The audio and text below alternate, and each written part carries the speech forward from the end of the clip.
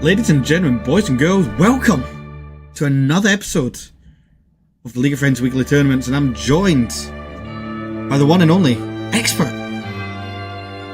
Hello. And this is quite a unique tournament we've got, Expert. You know, unlike every other ones, they don't choose their own champs. You choose your enemy's drafts. That's quite interesting.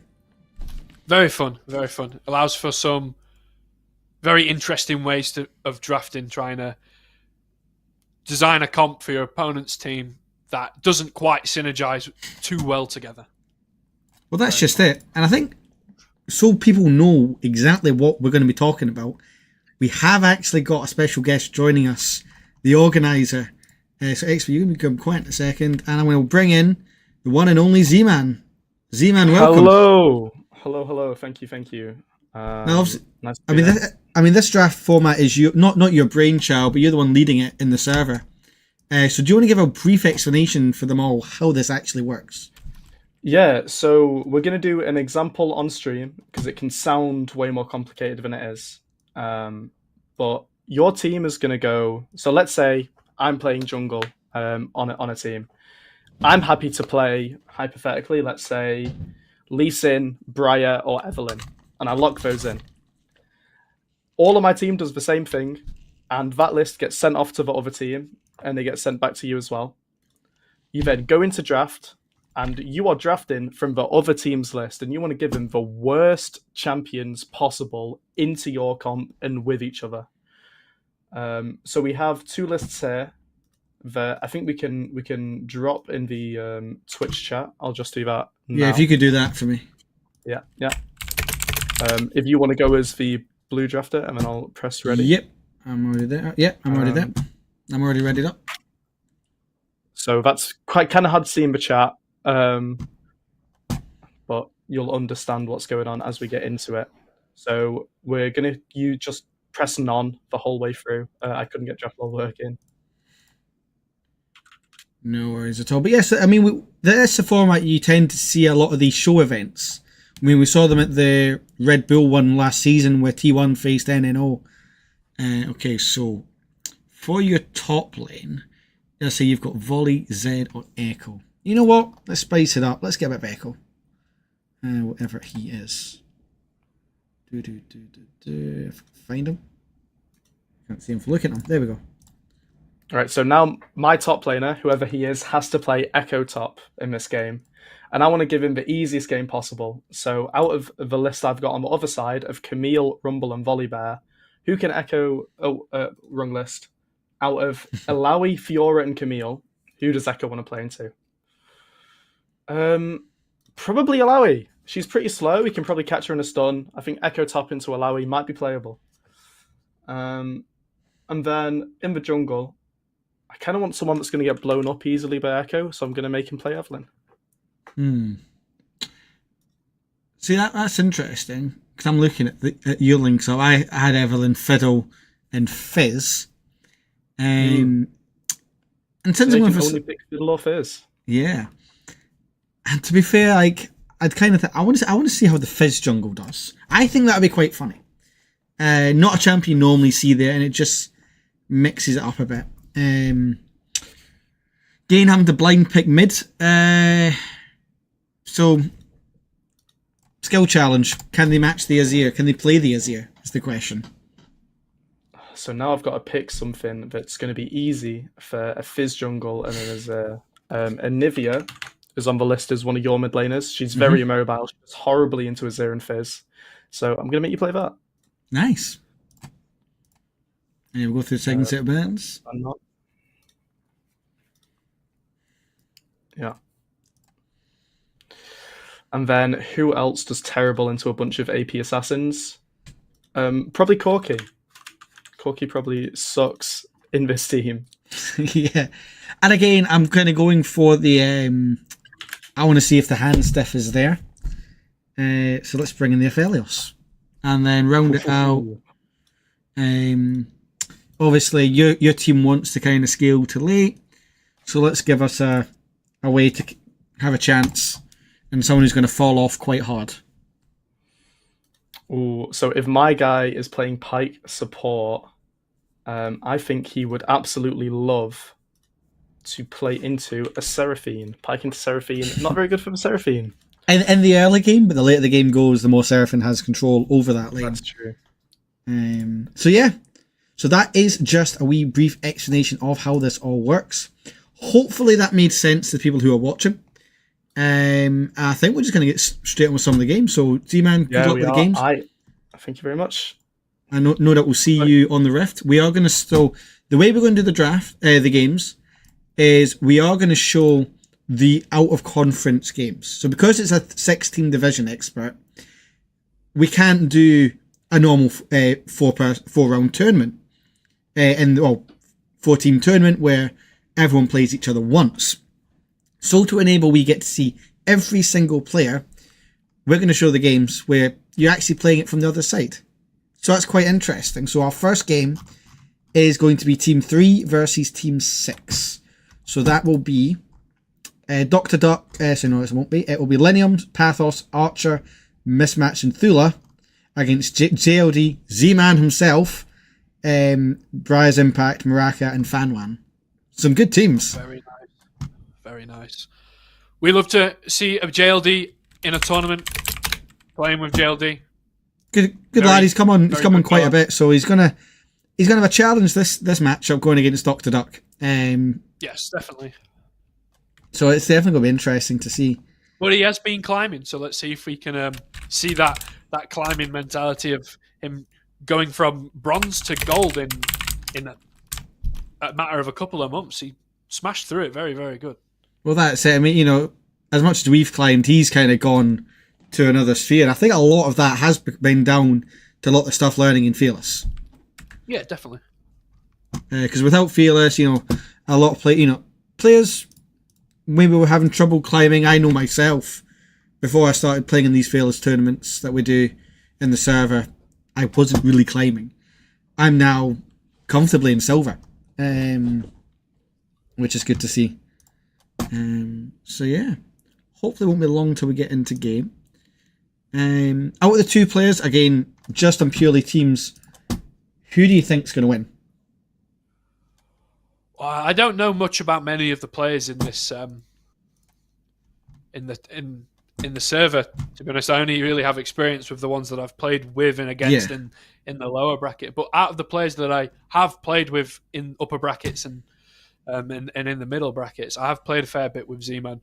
And the last time I played in a Friday tournament, we ended up coming into the final game when I played with Z-Man. So nice. I'll give it to Z-Man's team. Give it to Z-Man. Yeah, I mean he's a very solid player. He knows exactly what he's doing.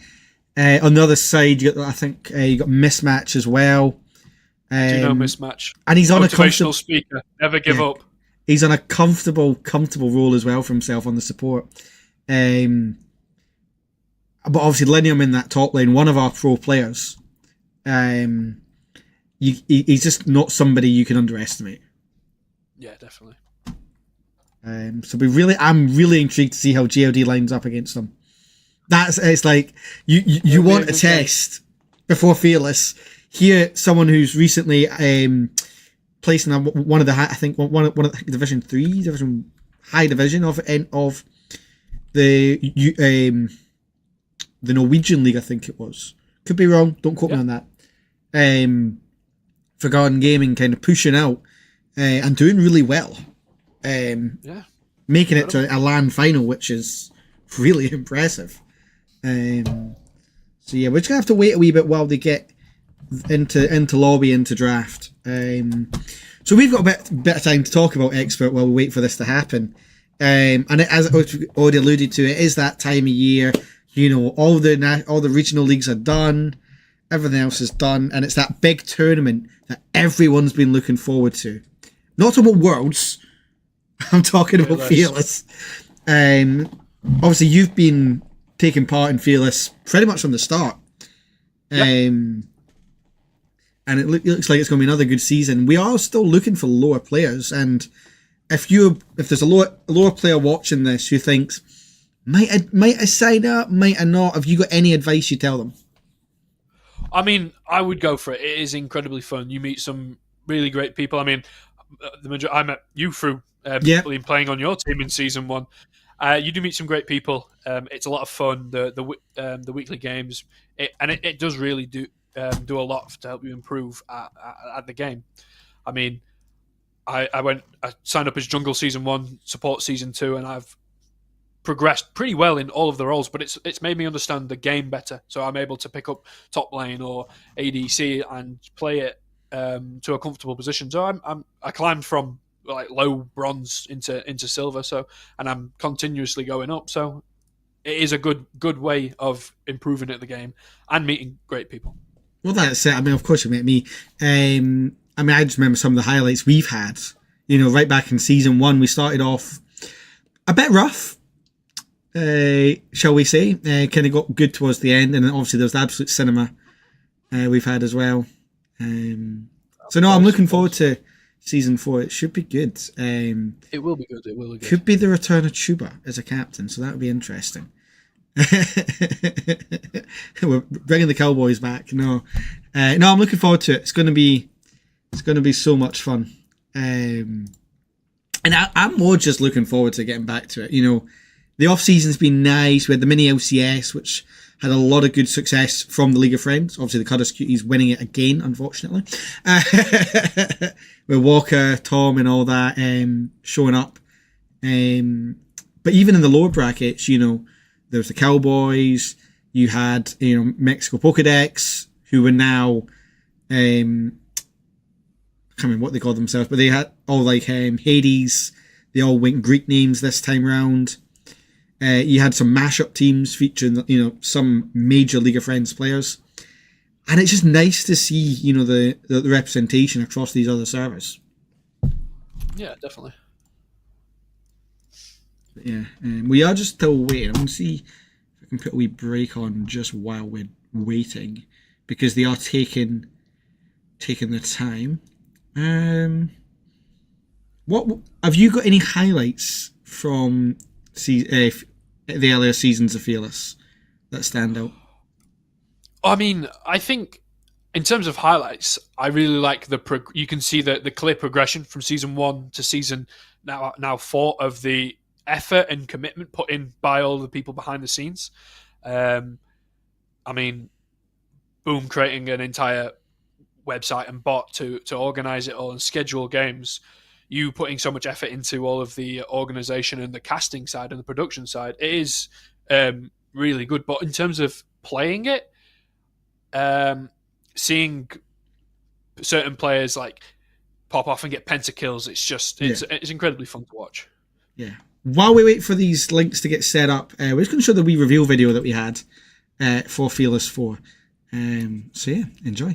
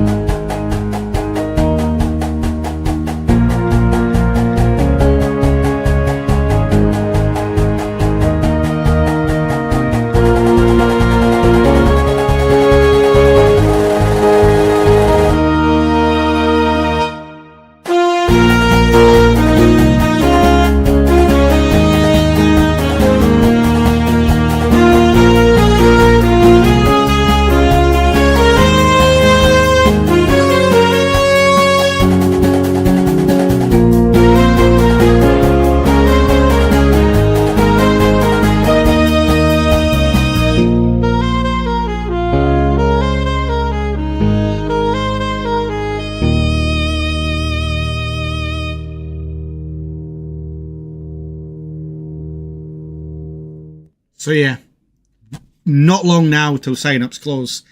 So if you haven't already signed up, hit /sign up in the server and sign up for what should be a fantastic season. I know myself, I've been looking forward to this since season 3 ended. Since we had that last grand final, in my head, it's what can we do differently this season? And one of the biggest things we had was it dragged on just a wee bit too much with the format we had. So condensing it down to 16 brackets hopefully will help that. However, to do that, we do need more lower players. So if you're silver, bronze, or iron, please sign up. We want you there. We want you to be part of what is literally history. Yeah. But yeah. I know they are having some issues with the draft websites,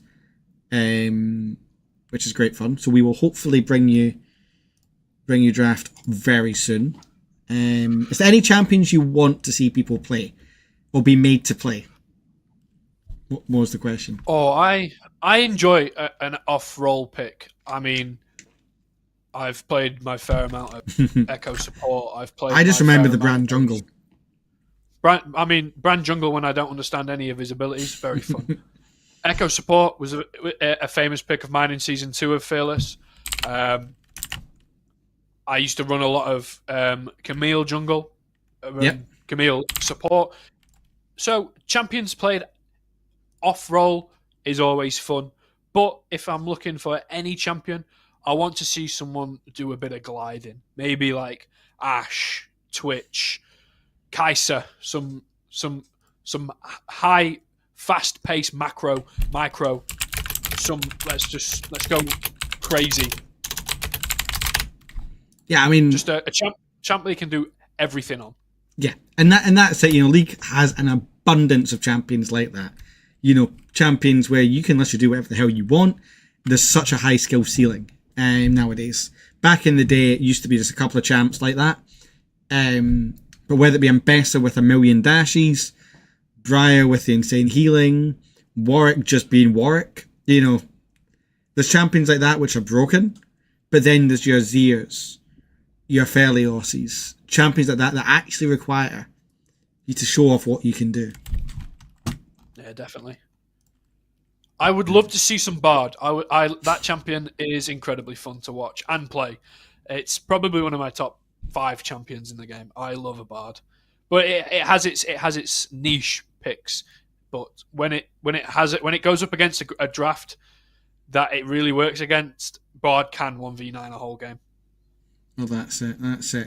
What we're going to do until we get access to a draft, we're going to put us back on a brief hold, just because otherwise it's just me and Expert talking nonsense. And as much as I know you love listening to us speak, we want to be able to talk to you about a draft. Yes. So we're going to go on a brief pause. It might finish suddenly, so don't trust the time you see. But worst case, we'll be back in probably about 5 minutes. So we'll see you very soon.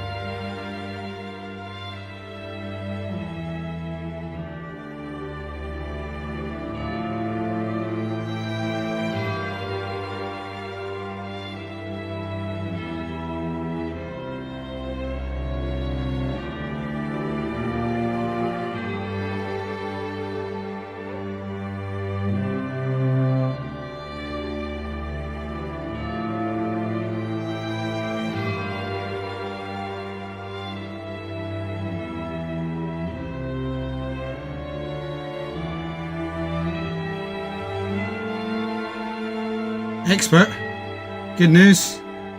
We have a draft. Let's go! We finally have a draft. We've waited long enough, but we're finally going to get one. So we're just waiting. Well, if this game is a 15-minute stomp and we have to wait 20 hours for another draft, I'm going to lose my shit. Well, here we go. We are on the draft. And we have the Riff Rascals against Team 6. And we're just waiting for them to lock in, so hopefully this will update. First I've used it with a draft. He's playing mid lane. Yes. What the hell? So we see a Blitzcrank getting locked in, and a Aphelios Blitzcrank bot lane for the Riff Rascals. Okay. I just have a feeling JOD's not on mid lane, he's on top. But they might have swapped roles, so I'll find out. I think they have, because I doubt it's going to be a Kog'Maw top. Kog'Maw, Veigar, Twisted Fate. Some fun champions.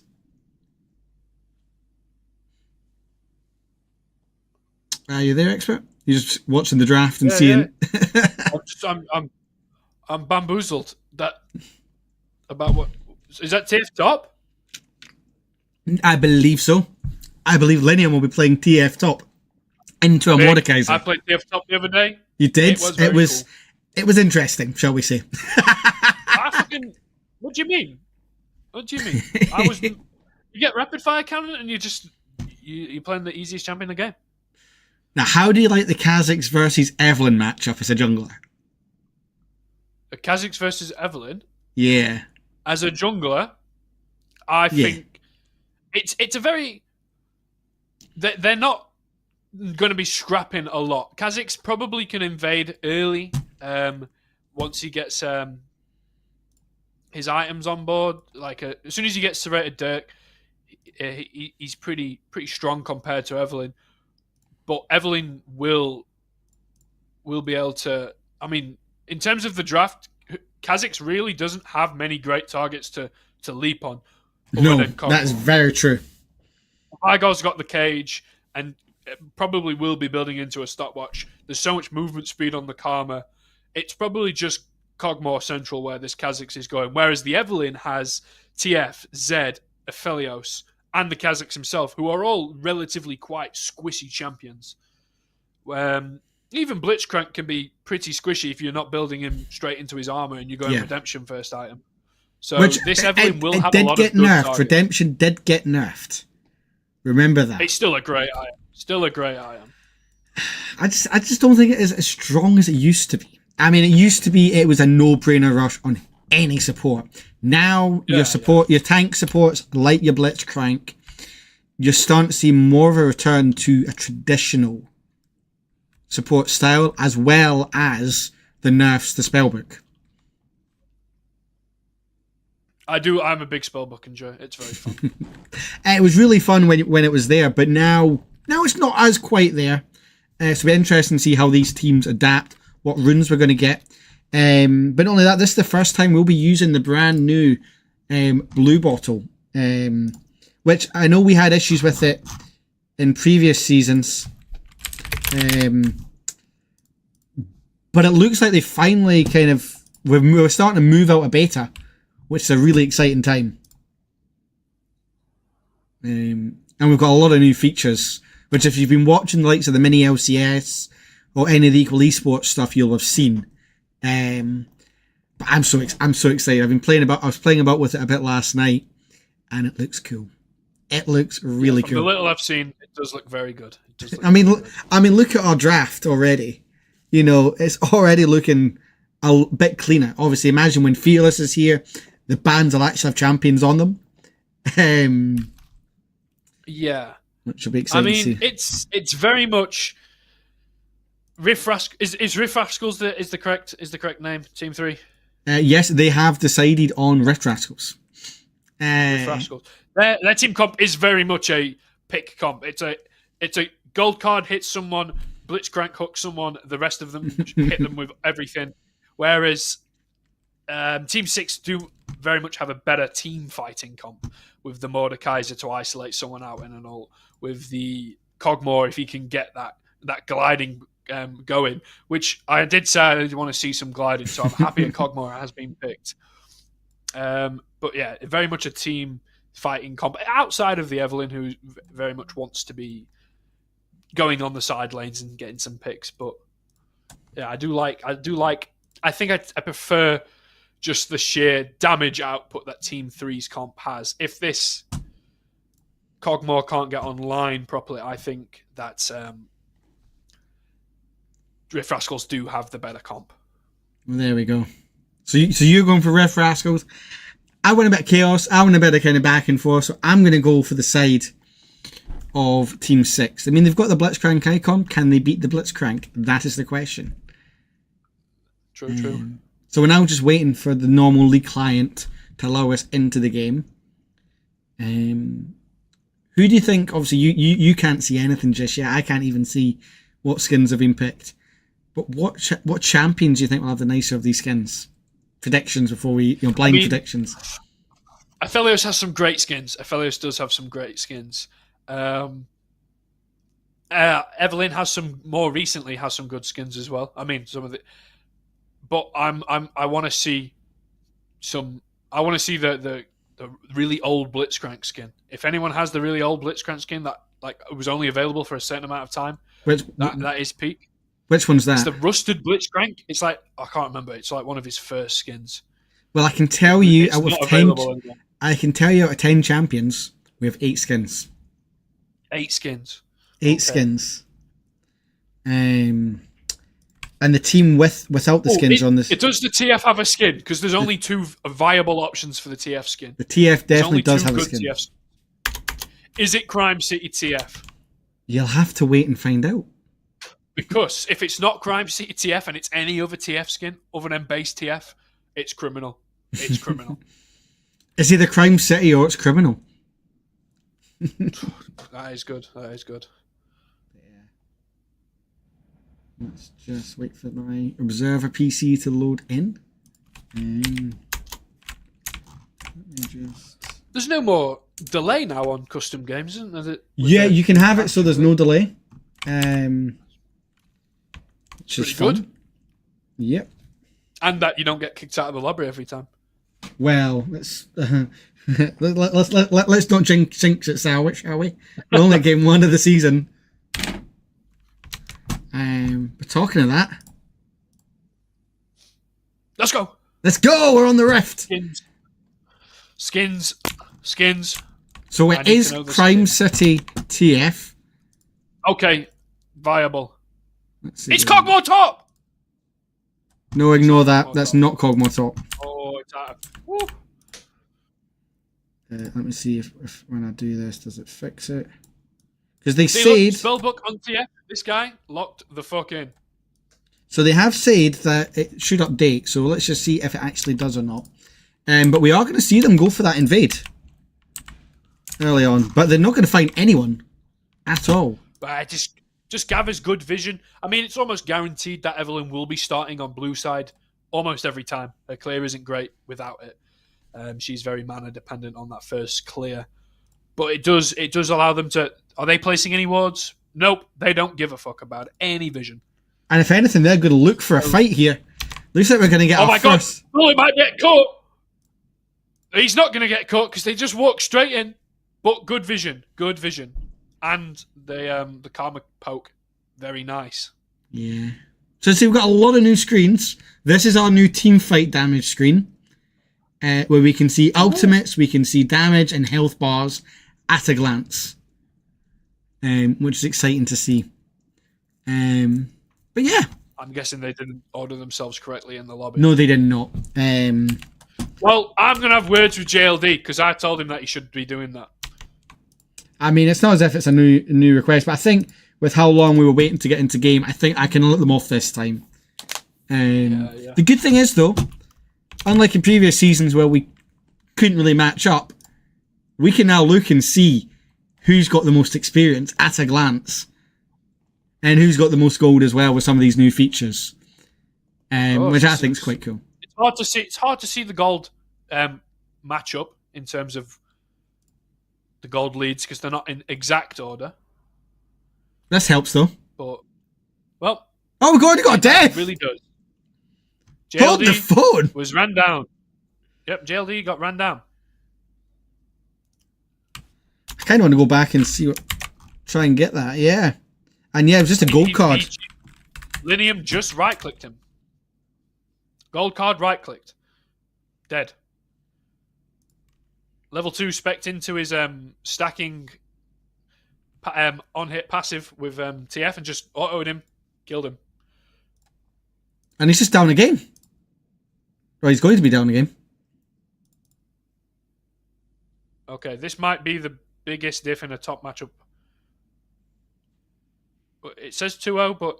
Yeah, no, you're about to see it. It says I've jumped ahead slightly. Oh, okay. Because I was trying to line them back up. JLD TP down. He might... Wait for it. There you go. Hold on. He walks up, hits him with the Q. Blue card for the big damage burst. JLD autoing him back.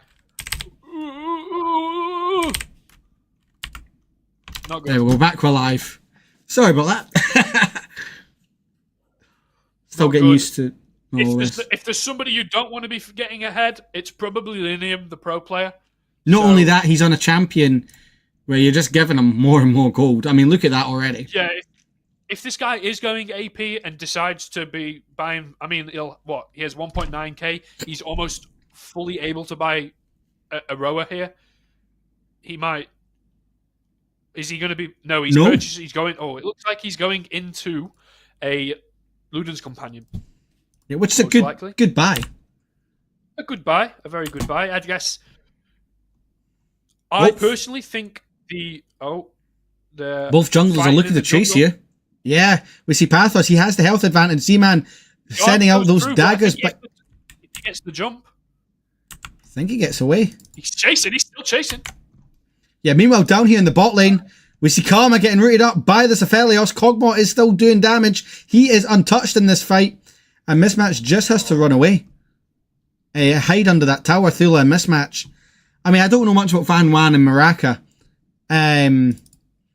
But they're having a decent time of it down here. And looks like they want more Karma. Getting a nice Mantra Q. Karma post 6 is... pre-6 is just a very strong champion. I mean, look at that. Walks up. I mean, she might be dead here. Oh, no. She does get the trade on. She will be dying to the Blitzcrank here. But it's 100% worth. She might... Oh, good E by the Blitzcrank. She might escape if she can... The healing there! That champ, Mantra W, is very unexpected from a lot of players, not understanding that it does perform with a ton of healing. If you could... Z Archer, by the way! Z Archer there! God. That was clean.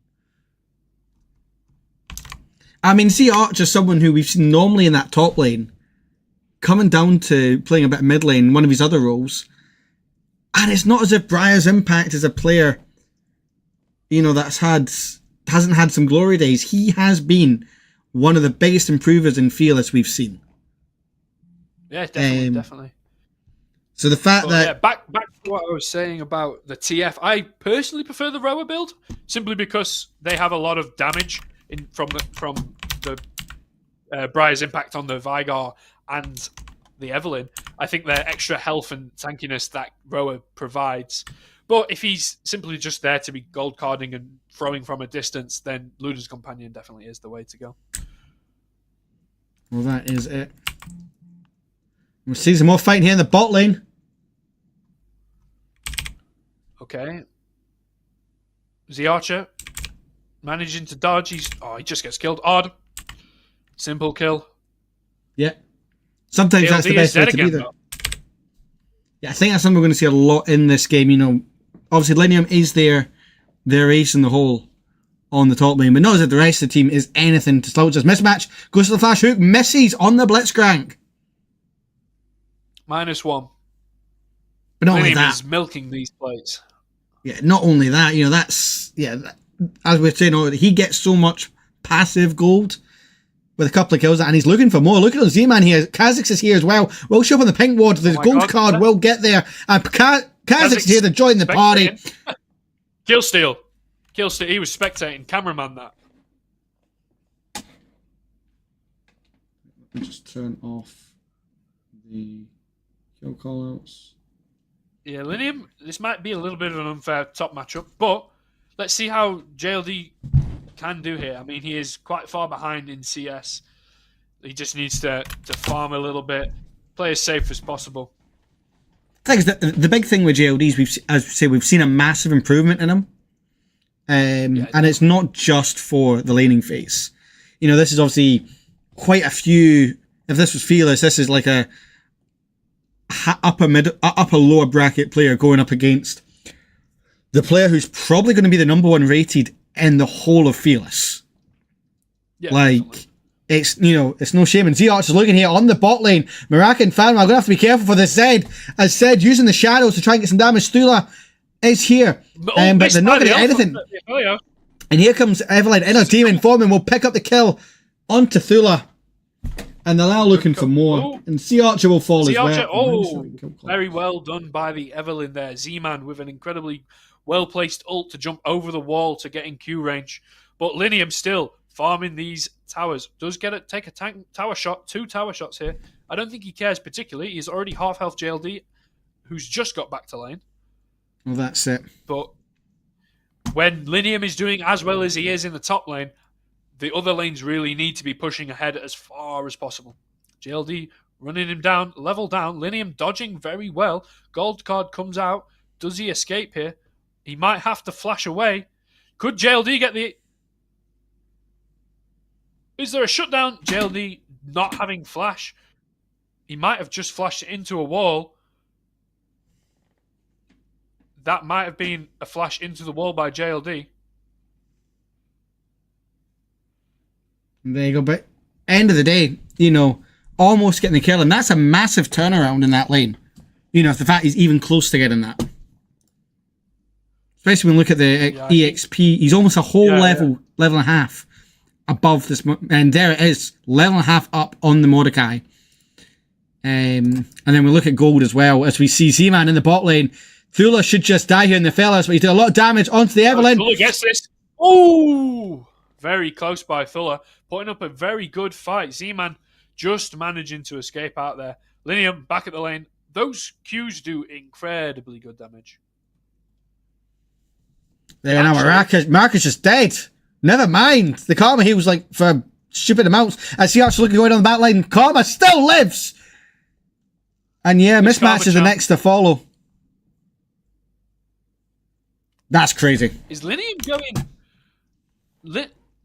No, Linium... I don't think Linium is going the Luden's Companion first. As they've gone into the Hextech Alternator and then a Fiendish Codex. They might have just gone into the Lost Chapter for the mana regeneration. Do we think it's dive JLD here? This is a dive. The tower's one shot.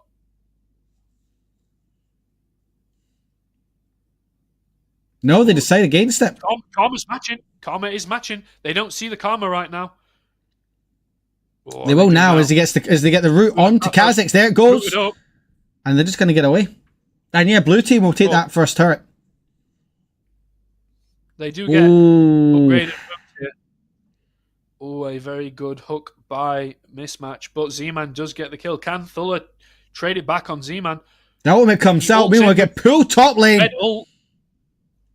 JLD, one shot. Z-Archer, can he live this? He does. The fight is still going on in the bot lane. Z-Man is attempting to escape.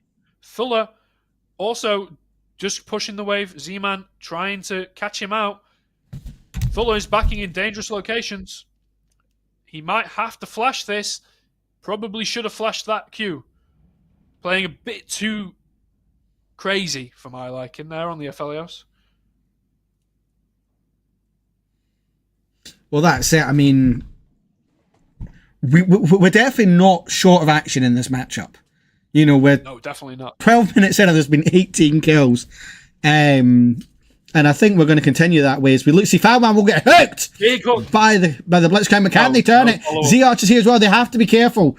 It is a 2v3 here, and they're going to decide against it for now anyway. And they're just going to back off.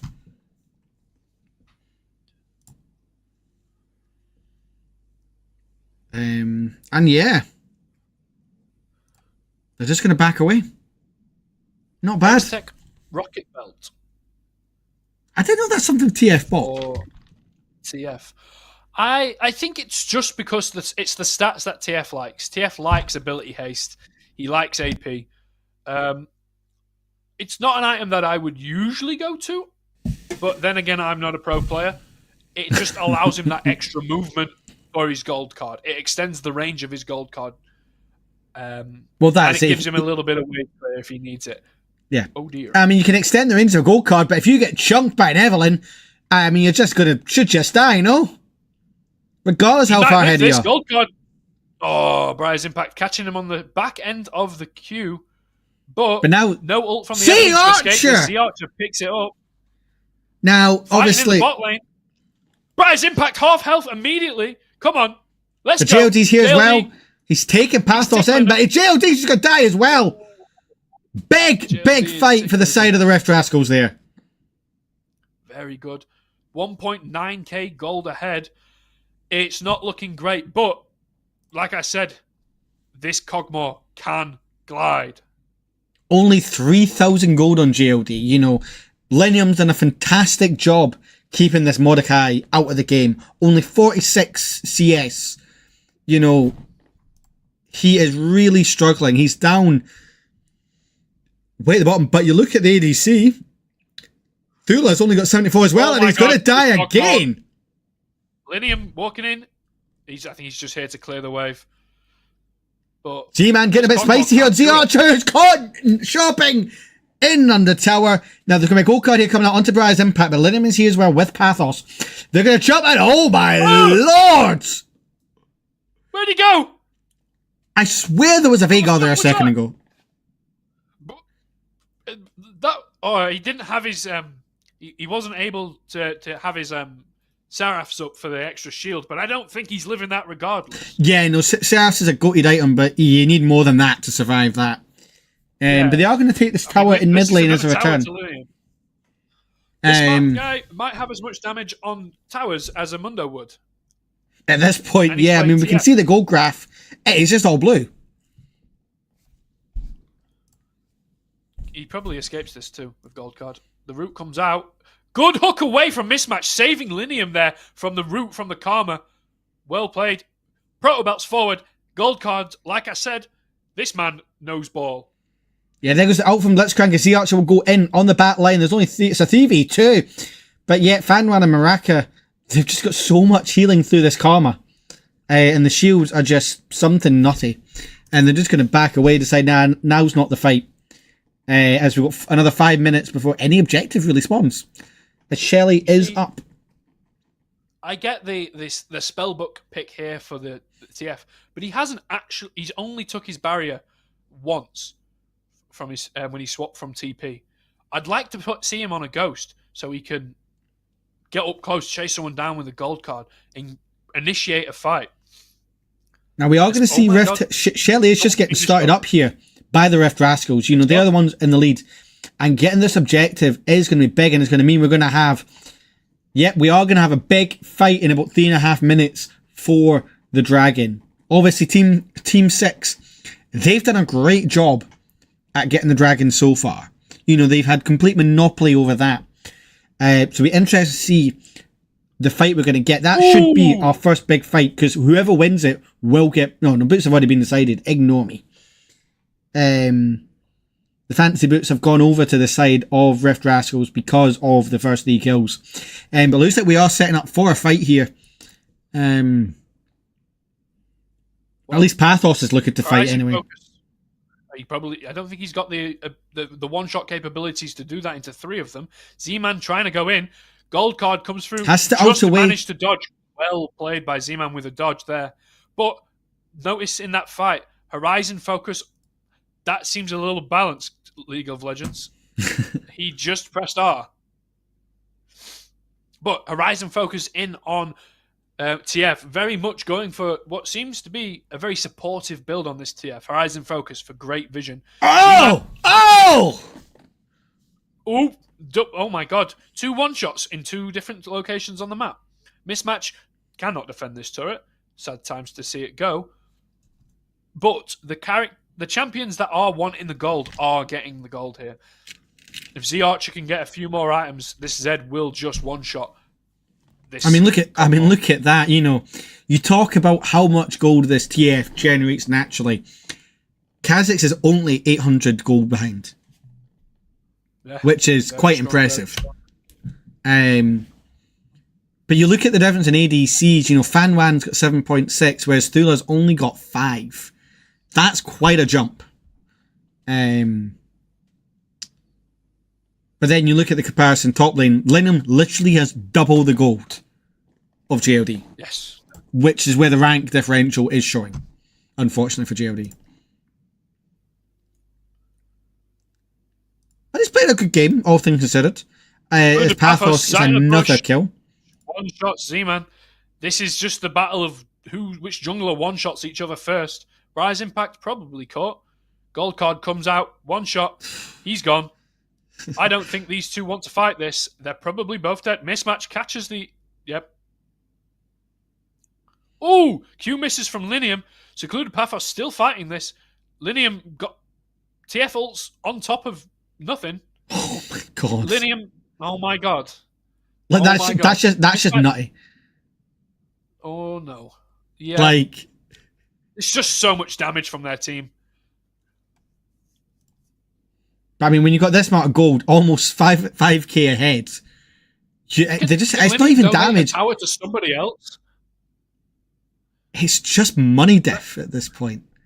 This is a money diff. Linium has took all 3 tier 1 towers. This man has a lot of cash. If you don't cancel your back and take that flower, Linium. He didn't do it. I don't think he did it. No, it's not there anymore. The flower's not there, so... Oh.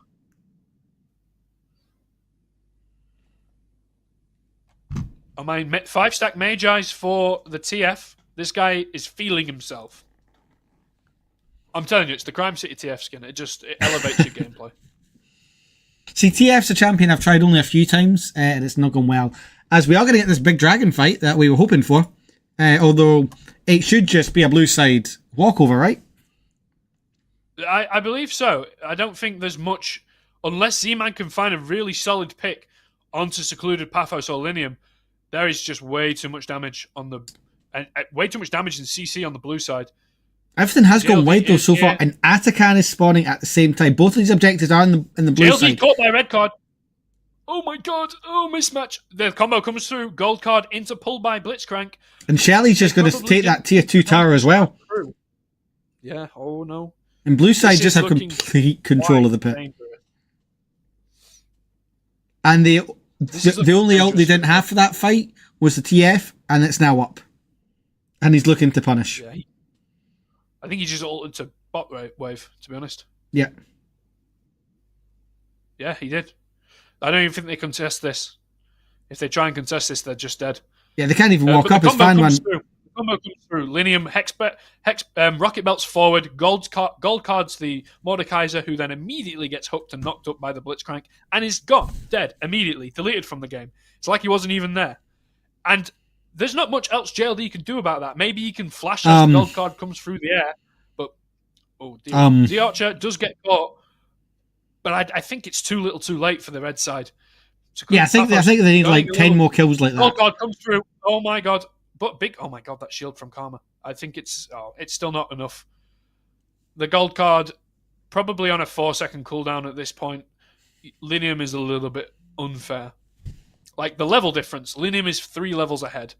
Pathos is, I'm not sure how many because Z-Man is dead right now. But it is not looking good for the red side. They have a late scaling team comp, but I don't think they have the health to scale late into a game. Stopwatch is coming out for the Vigar. Will probably help him stay alive in a team fight. Terminus up for Cogmore, giving him that armor shred and extra armor and magic resistance.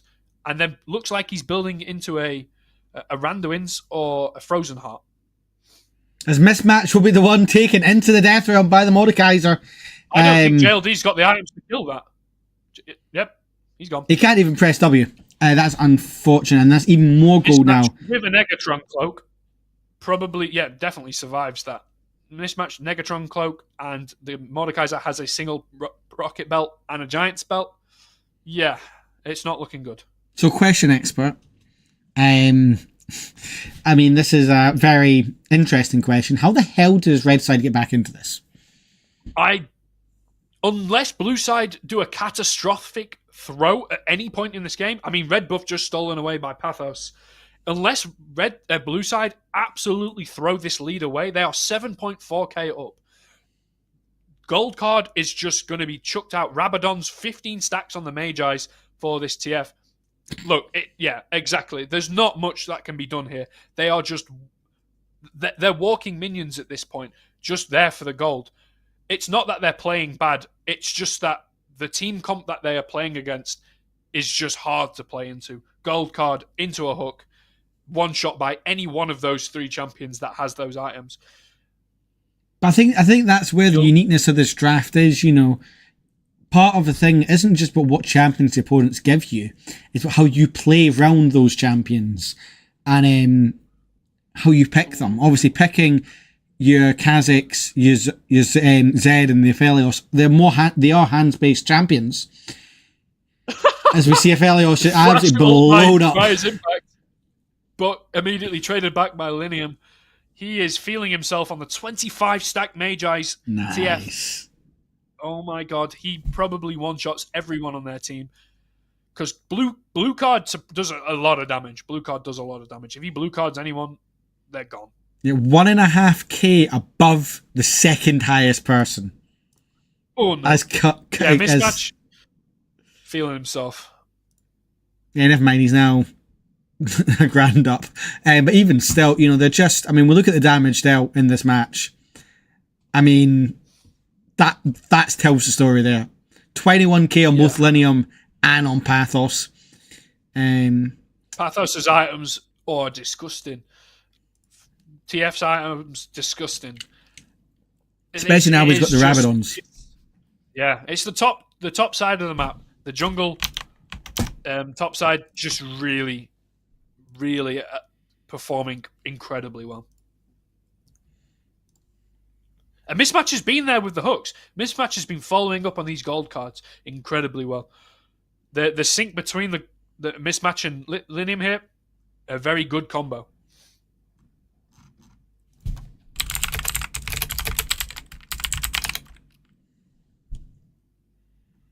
Z-Man looking to try and at least get some farm in his own jungle. But Baron starts up by the blue side. I don't think they can contest it. Z-Man on the bottom side of the map looking for camps that aren't there. Red side just setting up for a dragon. I think blue side could rush through the dragon and stop them from taking it altogether. I don't think they have the speed to take this. Not just that, you've got the TF gold card, which knows exactly where they are.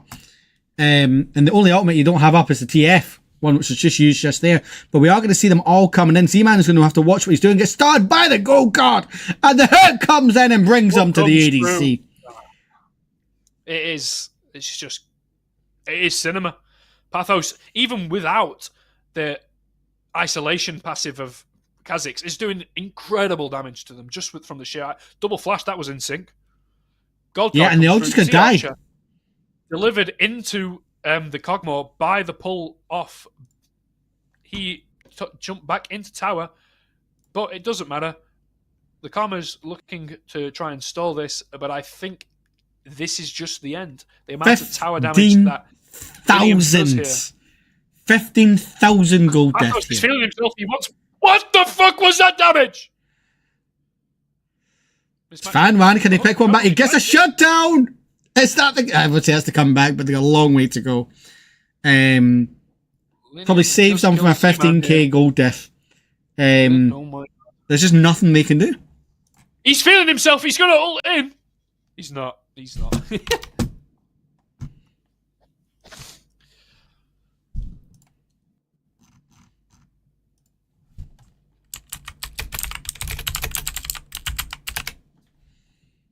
Who said you need frontline in a team comp when your team comp just one-shots everyone? Well, that's it. I mean, neither of these teams have an out-and-out tank. Even Blitzcrank, who has gone tank, he's not your traditional tank, but 11-0-9 on the Kazakhs, 9-1 on the TF, 6-7 with 4 assists on the side. And even with the Aphelios having a fairly rough game at 5-8, as a team, they've more than done the job. Yeah, 100%.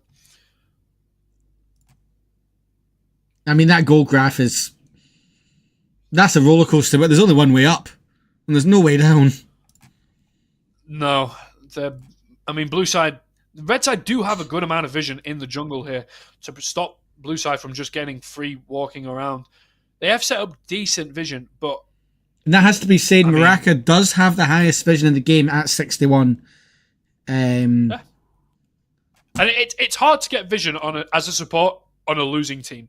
It really is hard to provide useful vision on a losing team when you really, especially into a TF who can pop ult at any point and you're just gone. Crypt Bloom come through, full build for Linium. He is a dangerous. He might die here. He doesn't. He rocket belts away. Briar's impact forced to stopwatch. Dies to Thula on the Aphelios. Thula with a double kill there. No, Linium gets the kill there.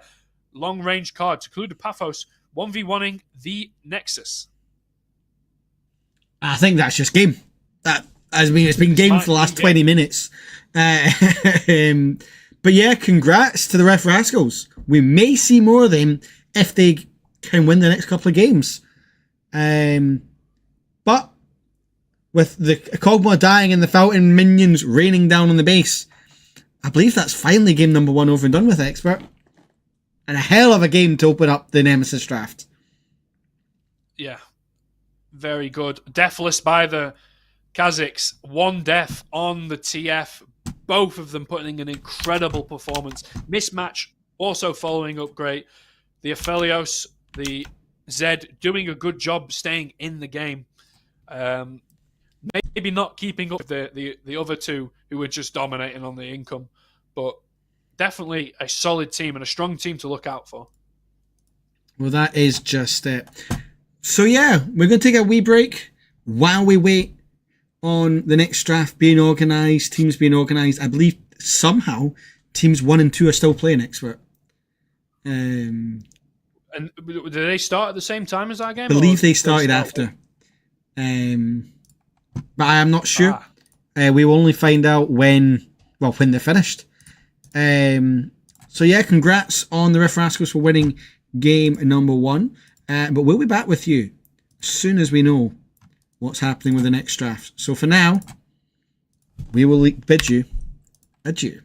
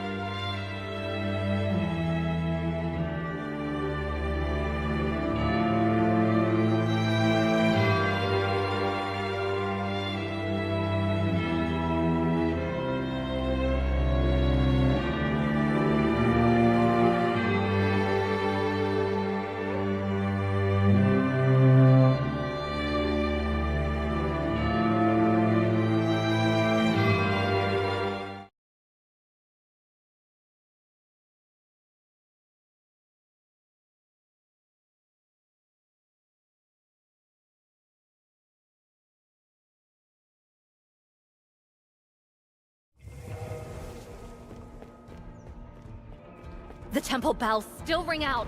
Xinjiao, we must move quickly! Xinjiao?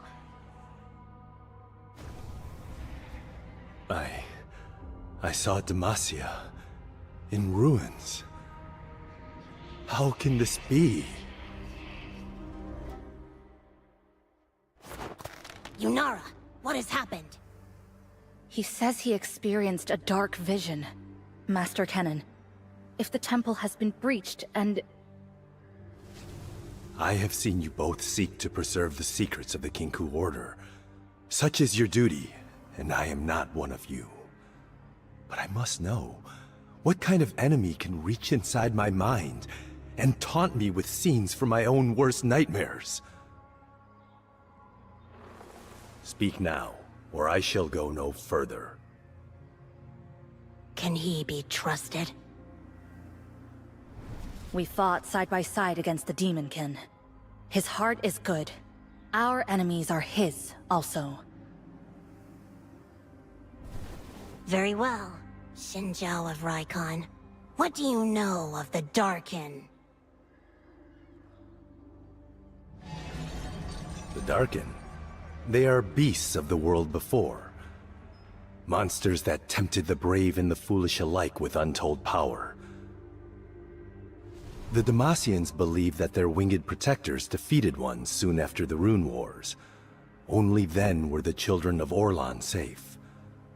Or so the myth tells. Indeed. Stories are important. They remind us who we are and where we belong. Sometimes they are the only way to make sense of this world, and the horrors we would sooner forget. Yunara knew this all too well, and in turn, Ionia remembers her in their stories. What? How? You know the tale of the devoted shrine maiden Xinjiao, but now, you should hear the story behind it.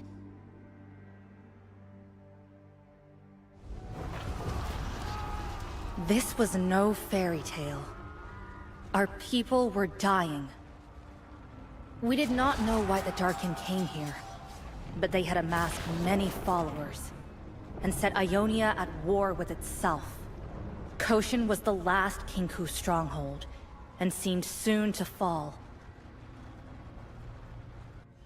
Some of us prayed to the shrine spirits for deliverance, and that was when he came to us. I had only ever known the gods of the Third Lands as our enemies. Until the day I saw one of them rout an entire army, single-handed. He told us his name was Zehen. His kind were once praised as heroes, noble paragons of their Sun Empire. And yet, he had witnessed their fall from the light into darkness. Leaderless and lost, war between the Darkin became inevitable. They had ravaged an entire continent before spilling over into the rest of the known world. Ionia was just another battleground among many. Zehen could stand by no longer. He felt responsible, I think. He had already slain several of his brothers and sisters. He would do so again, if needed. Though each death broke his immortal heart a little more. There was something remarkably human in that.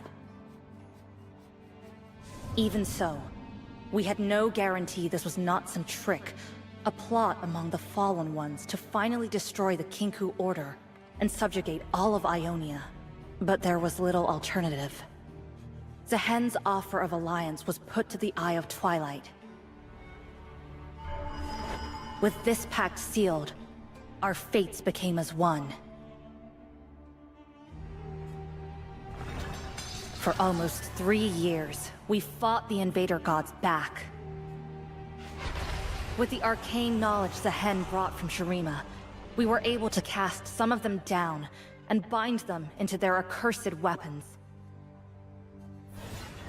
None went quietly.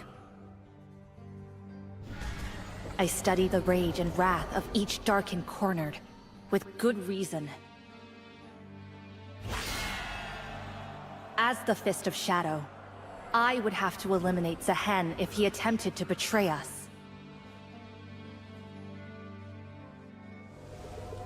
When the war was over, we returned in victory. At Koshin's Peak, in the hidden temple where the Kinku had watched the stars for millennia, the Eye would pass her judgment. Many considered him the most dangerous Darkin of all. Yet he had honored our alliance, and helped save the First Lands. He would be allowed to go in peace. But something had changed in Zehen. He could feel his humanity ebbing away, and feared what he might eventually become capable of. And so he asked to be bound like the others, hidden away where no mortal could easily find him. The Temple of Twilight was cast into the spirit realm, and I pledged to stand guard over it, for all time. I see now. You were the Shrine Maiden who followed the Great Spirit into exile. I know nothing about that. And that troubles me. Forgive my ignorance, but what purpose is served by allowing Ionia's history to become shrouded in myth? We do not have time for this. The Kinku had to help the people recover from the Great Darkin War. Better to let them remember a wholesome fable than the painful truth. Someone knows the truth. The Azakana spirits were a distraction to lure me away from my post. They mean to free Zehen. Master Kennen and I must go. You should return to your ship, Xinjiao, and warn the people of Demacia that the Darkin have returned. No. This is not the Kinku's fight alone. The Darkin are a threat to all the peoples of this world. I will do everything I can to keep this Zehen imprisoned where he should be. But I will do so in service to Demacia and my king. Good enough. Let us be swift as the wind. Master Kennen! By all the spirits, I'm glad you've returned. Where is the Eye of Twilight? Grandmaster Shen is still far, far away. Neither he nor Mayan will reach Koshin in time. Instead, I will lead all our acolytes into the temple and... That is the problem. The hidden temple was here, but now it is gone again. Drawn back to the spirit realm. No. What does this mean? That place has always been the Eye's domain, while beyond the veil, it is protected by... the trials of Twilight. Then we cannot enter in force. Usually 1, 2 at most, or we risk being rejected. Yunara, Xinjiao, I can open the way between realms for you, but I must remain outside if you hope to return afterward. And your fine spear must be repaired. Summon a woodweaver. What are these trials, Yunara? Why must I remove my Demacian plate? We will be tested by the temple itself, to see if our spirits are strong and our intentions honorable. The steel of your Third Land's armor dulls the magic around it. This will not work. And the pageantry is gaudy, to say the least. Our supplies are limited, but I believe we can find you something more suitable. The woodweaver will see to the rest.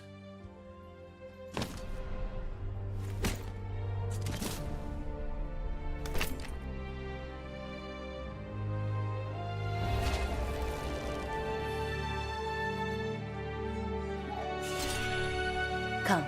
They are waiting.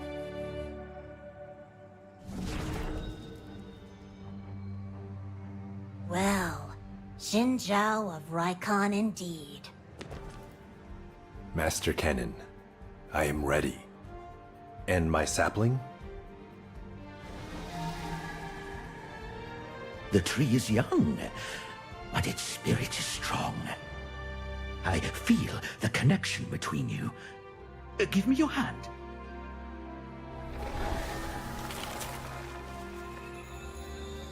Such wondrous magic. Such beauty.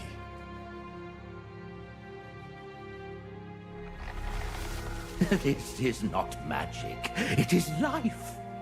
When you understand that, the spirit will always deliver. I am honored by this gift.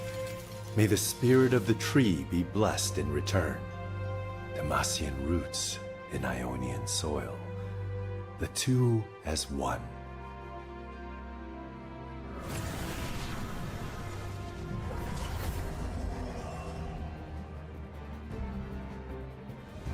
This is it.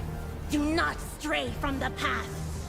Yunara, you know what to do. Wailaka kunme hai fun.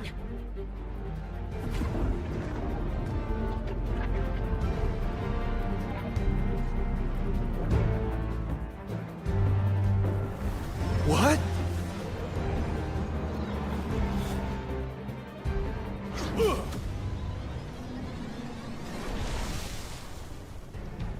No, it cannot be.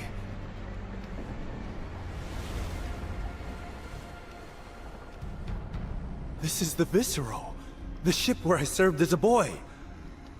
I cannot be here. Yunara and I must face the trials of Twilight together. Calm yourself, old friend. Ouyang? Then... This was where it all started. The moment your life changed forever. And your trial has already begun.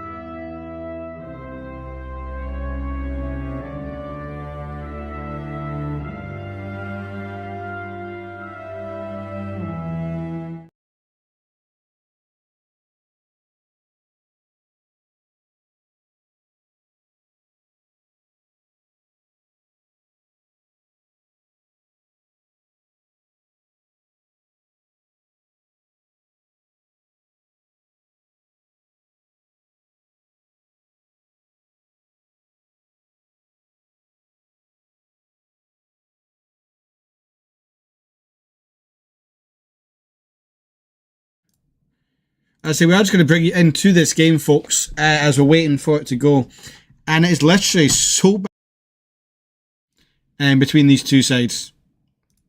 This is the game we're waiting on that's causing the delay. And Expert, this is looking like to be some banger of a game. Yeah, I mean, we have the League of Friends playing set. So, hopefully, big things expected there. Shige will bump the clock back into everyone, and it looks like we're finally getting into, folks. 36 minutes into the game. Blue side with the soul, without the Atakan, with a minute to Elder, a minute to Baron. So it looks like they're going to be the ones in the driving seat with Frawley 14-4 with 11 assists on this Yoni. Wow, he's looking very strong. I mean, even though the Ziggs is 3-12, the Ziggs will do a lot of damage to these towers.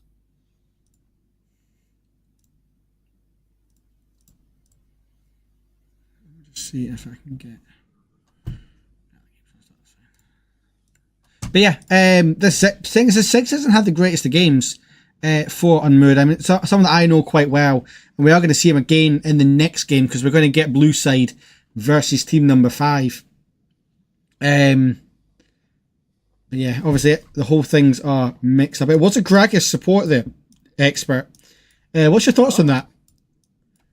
I mean, I do like Gragas support into the right champions.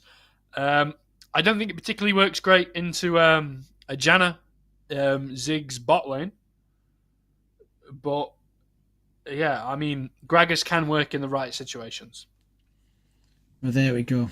And we're going to see Frawley going in onto Shige right now. Shige has to pop the ultimate, and it's just going to be run down. And Frawley's on an absolute rampage now, 15-4 on the Shoney. And that could be, that's just a free Baron now, because Potato has an uncontested smite now for at least 50 seconds. But yeah, so this is why we've been on such a long delay, folks, is we were waiting on this game to finish. And it looks like we're finally getting this. Frawley will go in with the ultimate onto the back line. Gwenny has to be careful. He has to get away. And that was Ninja trying his best to get a steal. But unfortunately, he couldn't be able to walk away. And it's now Smudge who's going to be the focus of attention from the sack. As Kaiser's trying to do whatever damage he can. No Life trying to do what he can.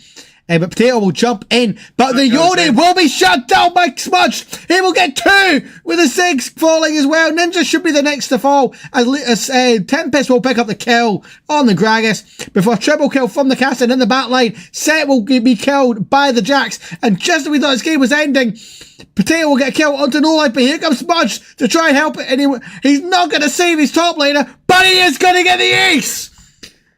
We're not done yet, Expert, in this game.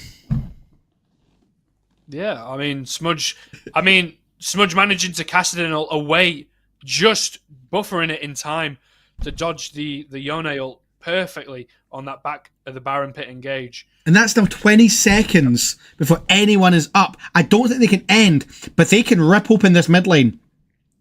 And the way the timers are on these inhibitors, this inhib will be up, and will be down while that one's back up. So they will now have advantage in this mid lane. And I've equalised all that pressure, all from that one team fight. Yeah, I mean, looking at the team comps, I think Red Side's team comp feels much better. I mean, you have a full build level 18 Kassadin. You have a almost full build level 18 Kai'Sa. 2 champions that scale incredibly well.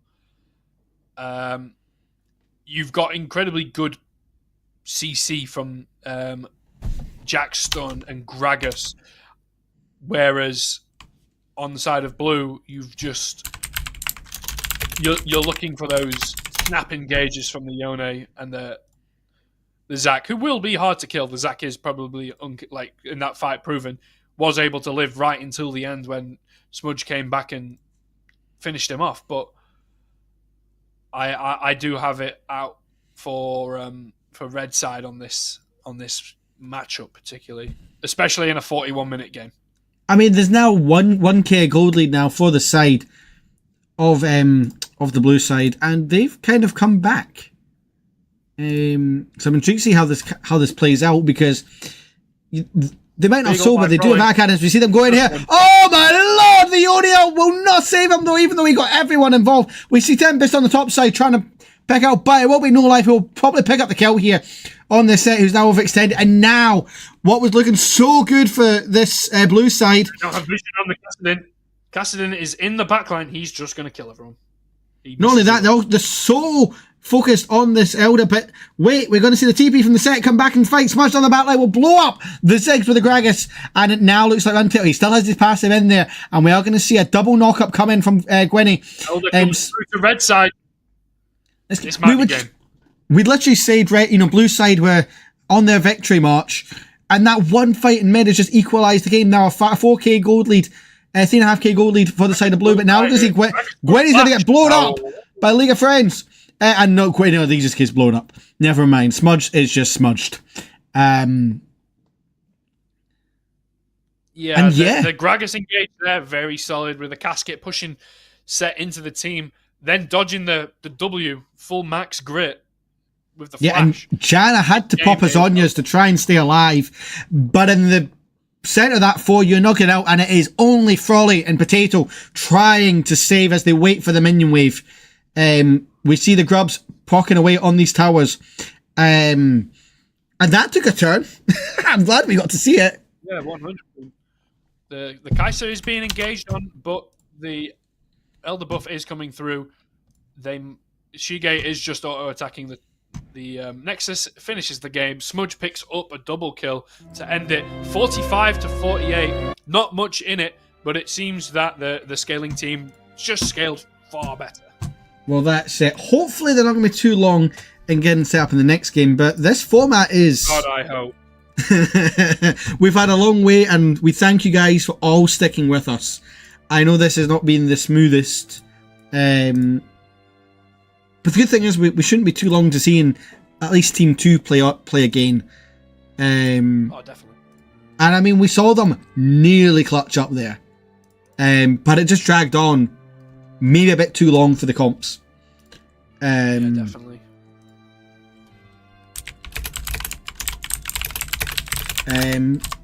And we're seeing this Nemesis Draft, you know, and the game we saw there between 3 and 6, it was kind of one-sided as it got to a point. That game was the polar opposite. Yeah, very back and forth. But it helps people improve on drafts because it makes you think about what champions you want to put in specific places. When you're given the list of 3 and you go, okay, I want to make the draft as worse as possible for them. And sometimes you manage to pick a draft for them that just doesn't have any things that go together. But in that first game, you saw they drafted a pretty good draft for the other team. Whereas in that game, it did seem much more balanced on the side of the teams. But giving them the 2 scaling champions in Kassadin and Kaiser, very rough, very rough. Well, that's it. Especially in a lot of these games where they do tend to go to 30, 40 minutes. Yeah, and that's the nature of some of these games, because the teams are so uneven. Not necessarily uneven, but they're so... all the different roles are uneven sometimes. You get players with advantages. It's sometimes harder to kind of just expect how it's going to go. And I don't think this next one's going to be any different. We're going to see some spicy picks and all that. We're just waiting for everything. Some names that you might know in this matchup here, Expert. We've got Dr. Duck, Teddy, Vilbert, Starstruck. They're on the side of Team 5, whereas you've got obviously Ninja, Shige, Smudged, Gwynny, and No Life. So we're actually witnessing the winning team from that first match. Don't give him Kassadin. Don't give him Kassadin. And if you do, don't let it go to 45 minutes. So it'll be interesting to see what happens here. We'll just wait for all of them to formulate in the thing, get the links and all that. Yeah, I'm just excited to see it. Yeah, definitely. And I mean, we saw just in there in the break the new motion comic from League of Legends starting off this last push of the season. You know, we've seen the whole progression through Noxus. We started the season there, then went to Ionia. We're now back in this kind of hybrid, and we've got a new champion coming soon, another Darkin. How much do you know about this, Expert? I know a little. He is a pretty cool looking design champion. I mean, in the comic, I'm pretty sure he manhandles Kane, and I'm not about that. Like, Kane gets a bad rap as a Darkin. He is probably the weakest of all the Darkins. I will admit that. He's very cool. But I'm sick and tired of him being the punching bag of the Darkins. Give this man something cool. Give this man a cinematic or something where he does something cool.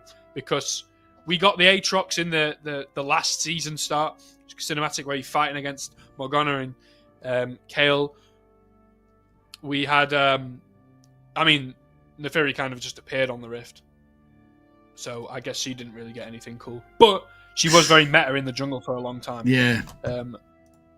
Since she got the rework. Varus has always been a very solid champion. And even if he didn't see a lot of Kane pro level. Yeah. Even if he didn't get the double A reference from Aatrox. Yeah. The double A, Varus. There was a memo. That's one of my favourite League of Legends lines. But yeah, Zahen obviously is going to be the Dark and Dagger. And yeah, it's going. I mean, stacks auto attacks, and after reaching a threshold, gains a revive effect. That is disgusting. Oh, I mean, this is just leaks. But the sounds are he's a top lane jungle or a tank support. That is a very spicy set of 3. Yeah. So yeah, hopefully these teams will form up very soon.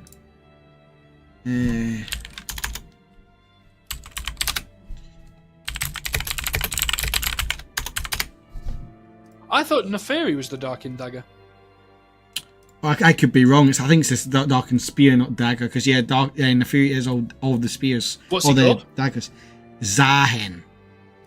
And unlike Varus, he's got the double A. He is made of petricite, so he's like Galio, but seemingly it's not his body. Shit. But it's That's a vessel cool. created for him. So that is exciting. Yeah, it's Trezem with a glaive wielded by Atakan. Obviously, still very much a lot to be decided. But it's going to be really, really interesting.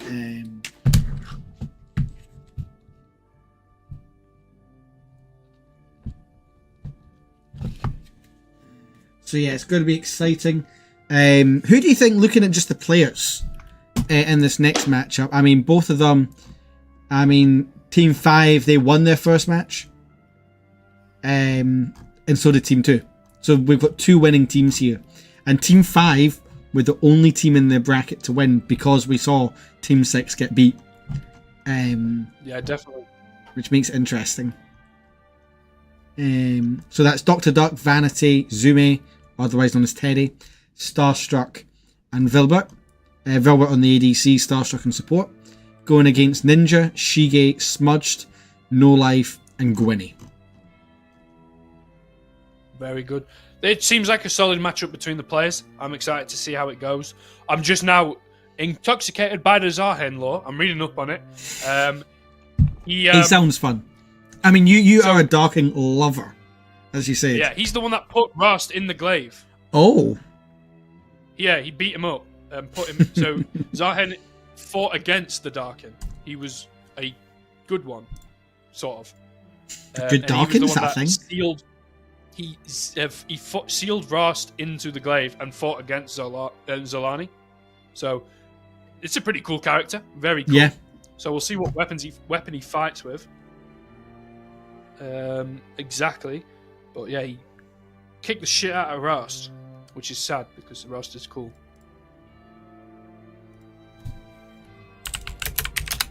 Well, there you go. I mean, Rast's a fun champion. I'm not much a Kane enjoyer myself. I much rather my Shyvana. But he is one of these champions that he's always there in solo queue. Regardless of the meta, regardless of anything like that. He's always somewhere there. Yeah, you don't see him much in a pro game. He's far too reliant on his ability to get his stacks. And I mean, one side of his form is just clearly stronger than the other. It's quite easy to play against the Kane. But if you can get ahead, if you can get fed, he is very strong. Well, that's it. So I can see the champion pools. Not the draft, but the champion pools. So, for Team 2... Teddy is sandbagging by not ordering up in the lobby. They can't do it, apparently. Sandbagging the game. We just need Starstruck to join. But anyway, so, for Team 2, their champions are... Jax, Renekton on Gnar in top lane. Xin Zhao, Jarvan and Wukong. Hui, Kassadin and Vex. Kai'Sa, Jinx or Jhin. And then Rel, Nami or Lulu. Who of those... Oh, so we know the Kassadin's a problem. But who else kind of stands out there as a champion that could be spicy? I love Gnar. I think Gnar's a really cool champion. Like, range tops get a lot of flack. I think Gnar is really cool. Yeah. And then on the other side, we have Riven, Wukong, and another Gnar. So someone could steal it away and give a 2-champion choice, which is interesting. Shaco, Nocturne, and Fiddlesticks. Shaco, let's go! Yeah, I would love to see a Shaco because it's not my solo queue games. He always gets banned. Syndra, Ori, and Victor. Ashe, Smolder, and Twitch. And then Milio, Nami, and Raka. Better Soraka.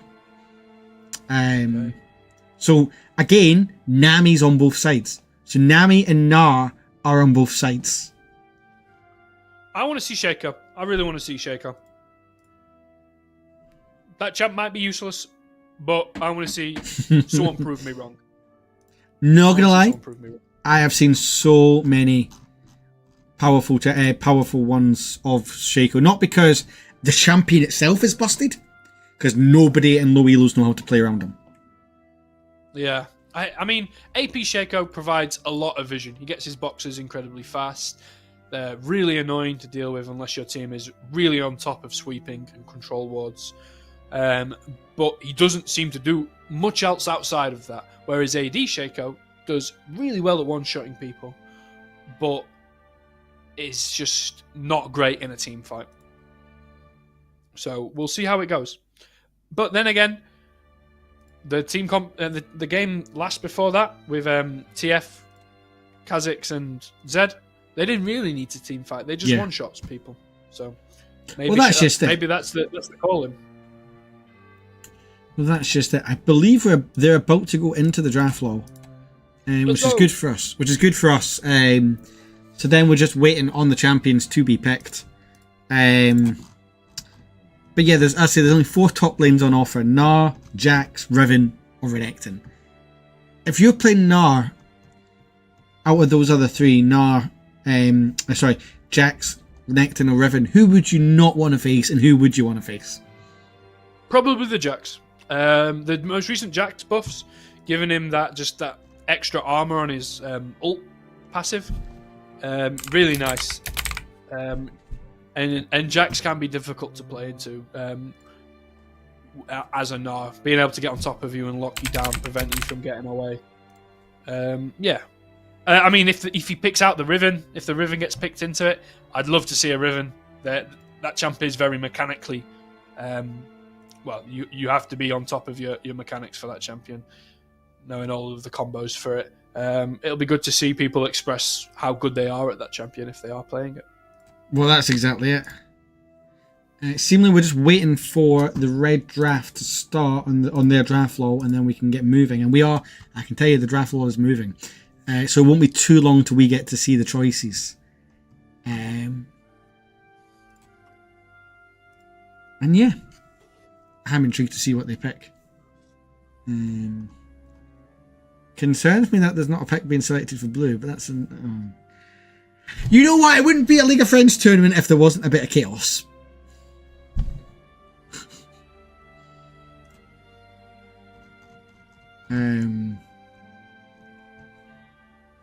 So yeah, hopefully we'll find out who that was. We know that well.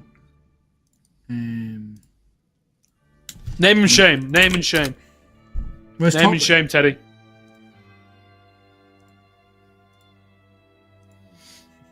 $10-month ban from the League of Friends server. I think that's warranted.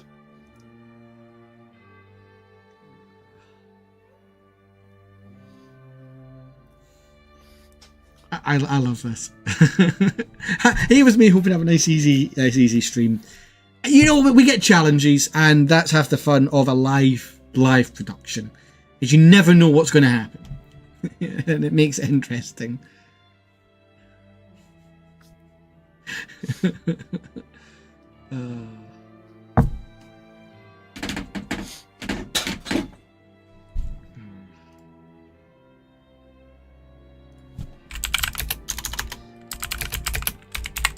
But yeah, I mean,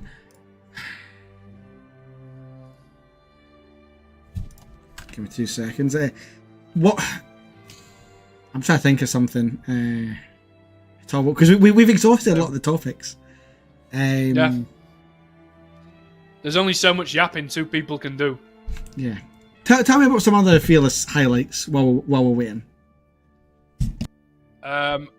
Infamous Hex Flash Bandit moment. I forgot I was playing jungle one time and walked out of pit and didn't smite Baron and had it stolen. And then the next Baron fight after that, Hex Flash over the pit and stole Baron and redeemed myself. But maybe don't forget to be the jungler next time. So, but yeah, League of Friends highlights. I mean, the regular season, you get some great highlights in that, but really when you go into the tournament style aspects of the knockout stages, that's when you get the really solid games. A lot of games end up going to your best of fives, going to your best of threes, going all the way. Well, that's just it. I mean, you became well known as the Hex Flash Bandit, and that's kind of gone on through the years. Yeah, definitely. But yeah, and so I've just been asked for Seraphim advice in the tournament. I got a message from from Unmood being like, "Yo, slide me the Seraphim ADC build." So hopefully, I would love to have watched that game. That would have been a fun game to watch. First item, Young Pals. Second item, Navori Flicker Blade. Third item, unironically, there was a time when I tried to make AD Seraphim work, and I got close. Working around Nash's is a kind of core item, but yeah, you need to somehow stack so much magic damage with that, and it's a bit harder to do for obvious reasons. But because they've nerfed it into hell and back, it's just, yeah. Thankfully now she got some buffs, but she's still a long way to being back to the mid beast she was at one point. Yeah. Thing is, like, I would lose the second part of the W, the heal, if we could get back to the old AP scalings and just be one big ass shield. Yeah. Because that would take her away from the support, which, let's be fair, she's got one of the lowest support win rates. It's gone up a bit, but I say there's so many supports that can do it better. Like your Lulus, your Karmas, even your Luxes, for your damage. Lux is just so much technically better. The only thing Seraphim has is a team fight advantage. Yeah, with the ult is a very strong ult. She does have a lot of CC involved, but you kind of want to be building those damaging items on her. Yeah. Because if you want to heal her, just play Melio. Play Lulu. Yeah. Play something like that is actually going to heal you. The W cooldowns are way too long. But yeah. Good thing is, I believe they're in draft. Finally. Let's go! Which is a win for the set for take 2.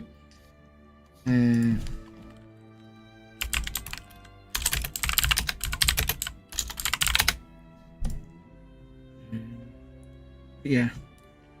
No, I'm intrigued. I'm intrigued to see how this match turns out with the drafts. But yeah, I'm just it's going to be spicy. Yeah.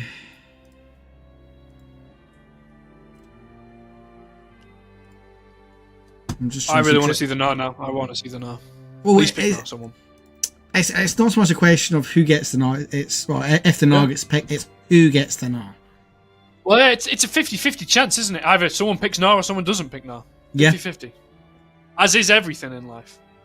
That's half the fun of the league. It's every match is just a 50-50. Do you get the team with the brain cell, or the one who's banging the symbols together? So if you're ever thinking about quitting gambling, just think the next time could be a win. 50% chance. Same as solo queue. Just kind of 90% of the people. Yeah, 90% of the people quit before they win big. Yeah. For the record, League of Friends does not endorse gambling. We are don't do family that. friendly. Gambling is bad. Don't gamble.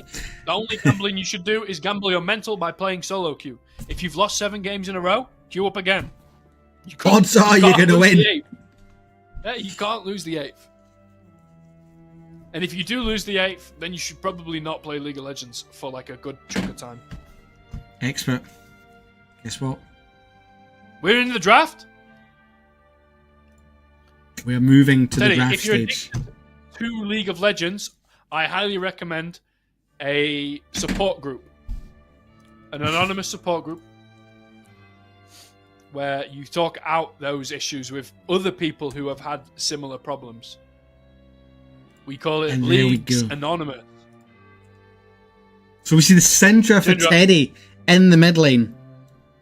And the Gnar is going to go to Ninja. And there's the Shaco for you. This is cinema. This is cinema. Please don't go AP Shaco though. That champion's kind of busted. Xin is kind of strong. Shige, very good player. Famously known for playing in lower bracket season 2 of Fearless and absolutely shit stomping against everybody.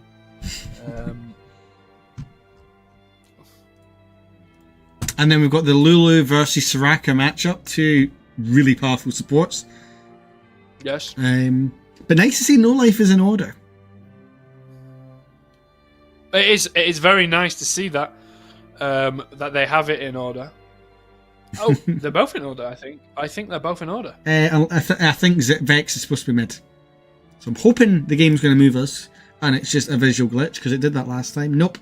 I'll say it in a second. I'm angry. Who's the captain of that team? Who is the captain?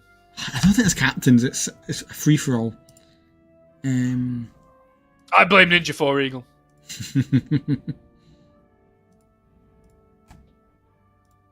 Yeah, I mean we can see here Maybe the she draft. did. Maybe she did. I'm now just stuck on it, waiting for client to move, and it's 0. They go 241, and yes, it's fixed it. I have no idea. No, it's not. It's put Soraka mid. We love League. We love League of Legends clients. Ash top, Syndra jungle. I mean that would be Soraka kind of mid, busted, Wukong right? mid. I mean I've seen Ash top before, and it's interesting. This is the play. Syndra jungle picks up blue buff, steals it, smites it. There you go. You can't go wrong with that. How do you like the Vex into Syndra matchup? Not particularly. I think Syndra just gets to. I think both champs will be able to lane for free there. There's not much of them wanting to fight there. They're just going to be CSing as much as possible. When Vex gets ult, I think she wants to try and go in on the Syndra. But if the Syndra manages to hit a decent charm, a decent knockback with a stun, then yeah, it's going to be rough. But the Syndra Wukong combo, I think that is a very strong combo. Yeah. The knock-ups, the knockback everything. stun into the knock-up. Yeah, the Ash arrow down lane. Yeah, it's going to be difficult. Jin Zhao, more on the tankier side with his ult blocking damage from people outside of its area. Still has the CC capacity with his knock-up on his third auto. Very strong. But yeah, you've got two different angles, whereas it looks like Team 2 want to be going for the pick comp with the Syndra and the Shaco Wukong engage with the Ash Arrow, whereas Team 5 definitely want to be poking with your Jhin and your Vex for the more long range. Waiting for that Gnar to build up his Mega Gnar form to then be able to get a good old Mega Gnar slam into a wall, big stun. So we'll see how it goes. But Vex does get a lot of value playing against the Wukong with the dashes. Definitely indeed. And that's the power of Vex. You know, it's a dangerous champion to pick with the Shaco, with a Wukong. Thankfully, they don't have too many dashes. Who do you think the Lulu's going to be looking to ult the most on that team? I think the Lulu will be not ulting, maybe ulting herself aggressively if she needs to be an additional form of CC, because it is a knock-up. Other than just the health that it provides, it is a knock-up. So it's nice for preventing them from diving in on someone. I think they're mainly going to be looking to target out the Jhin most fights. So I think Jhin gets ulted a lot of the time, or when the Vex goes in. Vex goes in, hits a fear, knock up with the ult. It's a pretty good CC chain. So I can tell you as well, we have 10 skins. 10 skins, let's go. Okay, let's think. I think the new Jin Zhao base skin is better than all of his other skins. So that's kind of sad. But if it's the new T1 Na, that'd be pretty cool. It is not. Ninja, you're letting the side down. Come on. Take So away we his fucking permissions in the server. What Ashe do you want to see? I like the is it Project Ash? That is a nice one. Really That is a nice It's a one. very nice skin. Project Ash is really nice. I mean, fucking what the hell Shaco skins are there in the game? I don't know. Oh, Crime City Shaco. Maybe we get another Crime City win. It's not a Crime City. Damn. Vex has 2 skins. 3, but and yes. I don't know them. You got I know the Dawnbringer. base Dawnbringer, that's the only one that I know. Is it Dawnbringer Vex? It is Dawnbringer. Okay, let's have a look at the skins. Oh, the Jin Zhao skin's quite nice. Is it the Myrmidon Jin Zhao? I believe it is Dragon Slayer. Jin Zhao. Dragon Slayer. What's the Jin skin? Dark It's Lord. it's the goofy Shaco skin. It's the cat Shaco skin. Let's go. There we go. So yeah, I mean, looking at this, we've got some interesting drafts and interesting things. Okay. Red side not opting to get vision for Shaco's inevitable invade. Did you just see what I just did, by the way? I did not. What did you do? Look at the right Did you side. move them around? I moved them around! Yay! You don't understand how happy that makes me. The fact we finally managed to get a system where we can actually fix the scoreboards. I like That the is runes kind on of the it. Vex. I really like the runes on the Vex. The phase rush, allowing her to get that engage, but also avoid the possible stun coming out from the Syndra in response. A very solid attempt. See, very solid choice of runes. Normally when you're playing Vex like that, you've got either Electrocute or you're going Comet. That's quite an interesting choice, but it'll work. Obviously, Halo Blades on the Shaco, Conqueror on the Wukong wants to fight, and we're going to see that right away as he doctored up going right in on Ninja. Looking for Nah, because nowhere near his Nah charged up, and he's just going to be forced to walk away. Yeah, not the best trade from Ninja there. Wukong surprisingly good early game, especially when he's isolated like that. He's clearing jungle early, not the fastest. He will get outpaced by a few junglers. But if he gets this Trinity Force early, he will do a lot of damage. No, that's it. I'm just want to see why I don't have any game audio. Give me 2 seconds. Ninja might be dead. Nope. Wukong might kill him, actually. Conqueror Wukong is just going to have so much sustain in these fights, especially when he hits the ult. Definitely ahead. We have a big gold lead on the supports right now.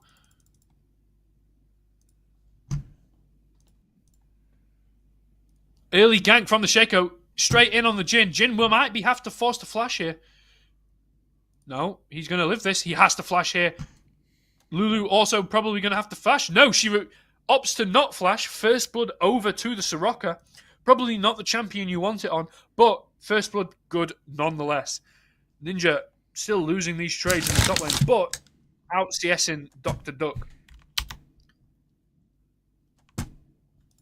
Oh, there you go. I mean, you'll take We that. now do have a big gold lead on the supports. Give me 30 seconds. We'll reset this to try and get audio. We're going to go black for a second. There we go. Hopefully we've got in-game Shige audio misses the... When becomes lightning, goes in on Wilbert instead. Wilbert now gliding on the Ashe. Definitely a player who can do that. Very solid on those champions. Getting a bit freaky with it. Wing becomes lightning, comes out, missed again. Shige, that's 0-2. Come on, man. Lock in. So I'm just trying to work out how I can get us some in-game audio for the moment. If you give me 2 seconds. Shaco getting a bit freaky in the top lane. Opts to walk at the Gnar. Maybe spotted. I'm not sure. Control ward is there. Is Ninja ghosting? He might be. Yeah, Ninja just has to run away. He is probably. He flashes, forced to flash. That's good if you're the Gnar, because you're going to take away not dying, but having to burn your flash there, you're going to be now so behind. This Shaco has claimed 3 flashes. He's walked to bot lane and then top lane. 3 flashes. He is down in CS. He is down in gold. But I think taking those 3 flashes away from the champs that they are, it just means that they're going to struggle to contest this dragon fight. And they can look to see if they can do anything on Vex here. I mean, Vex probably just blows up the Shaco if he looks at him. But they are going to TP back in from Teddy, as Dr. Duck will go back in on Ninja in that top lane, who will jump away. Shaco has moved in on Vex, and all he's going to do is put on a box, which is going to be blown up right away.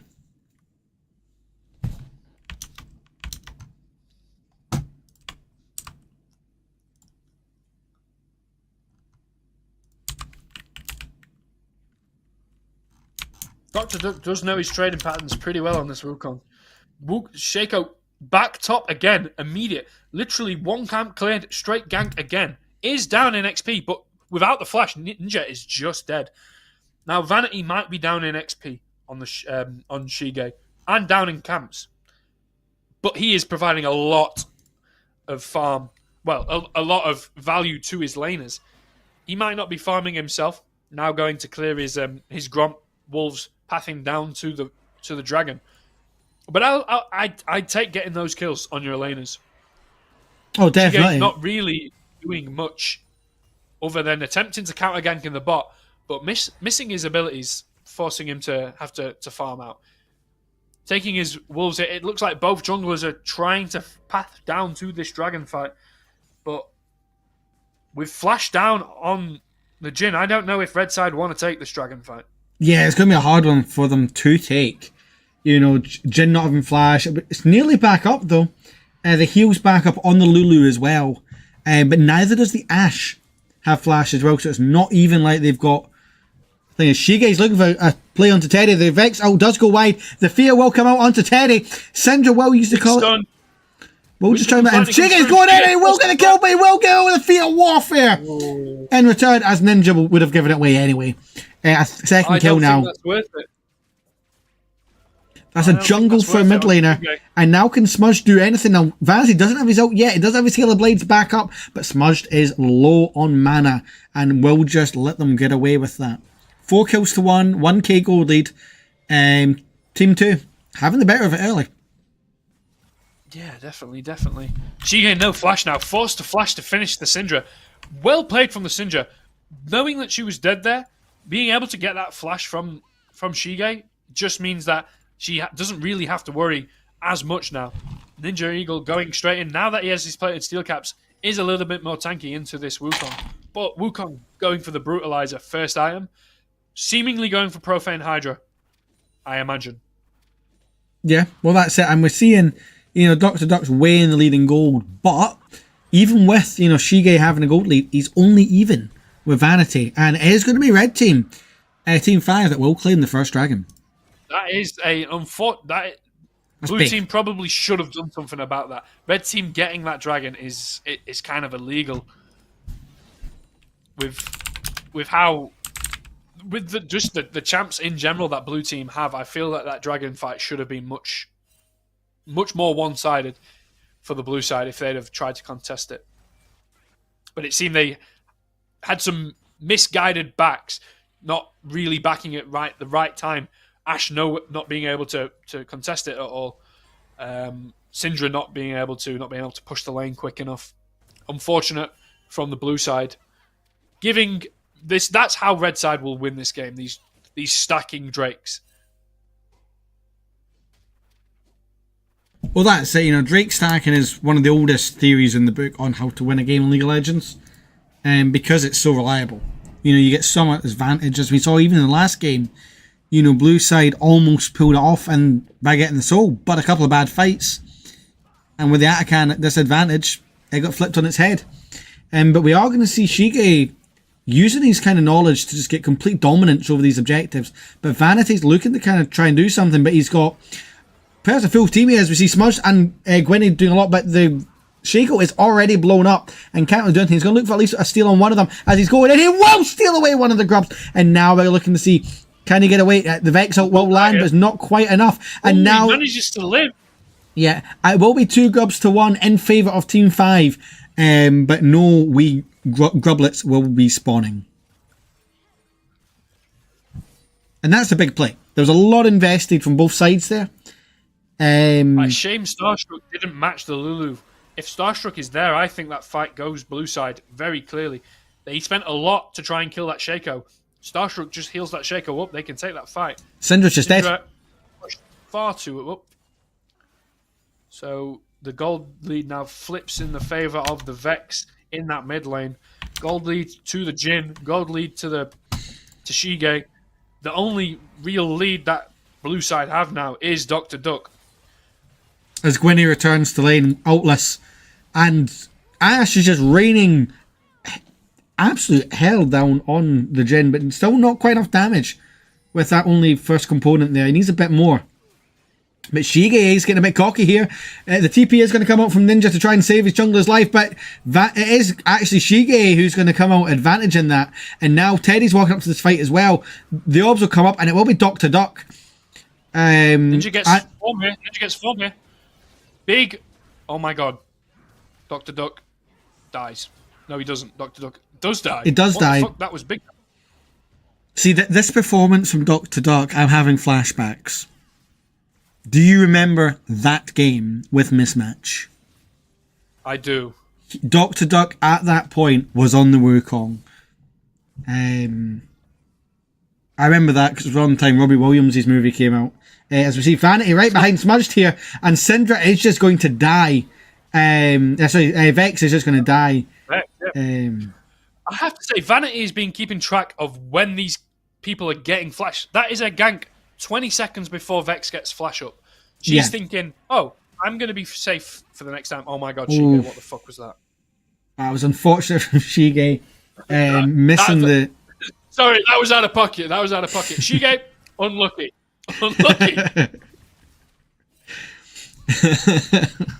And that's unfortunate, as obviously the fear from the Shaker will just stop Jin Zhao from backing as Vex picks back over the lane. But this Wukong is having the run of it in top lane, although it's pulled in steady on the CS. As the ult from Ninja does go wide, and now he's at a really bad disadvantage on this Wukong here. Level down. If Ninja can get the first item, Ninja will be... If Ninja can get this, I think... is it Trinity Force? It has to be Trinity Force, yeah. It'll be Trinity Force. I think as soon as Gnar gets the Trinity Force, they definitely have the edge over the Wukong. Wukong first item often in jungle is the Trinity Force, whereas the Profane Hydra helps with the lane clear. But it really does sacrifice a lot of the damage that Wukong has with his empowered auto and the Trinity Force Sheen proc. Gnar definitely benefits from his first item. 100%. 100%. And I mean, if we look at the damage dealt so far, it is this Wukong and Smudged.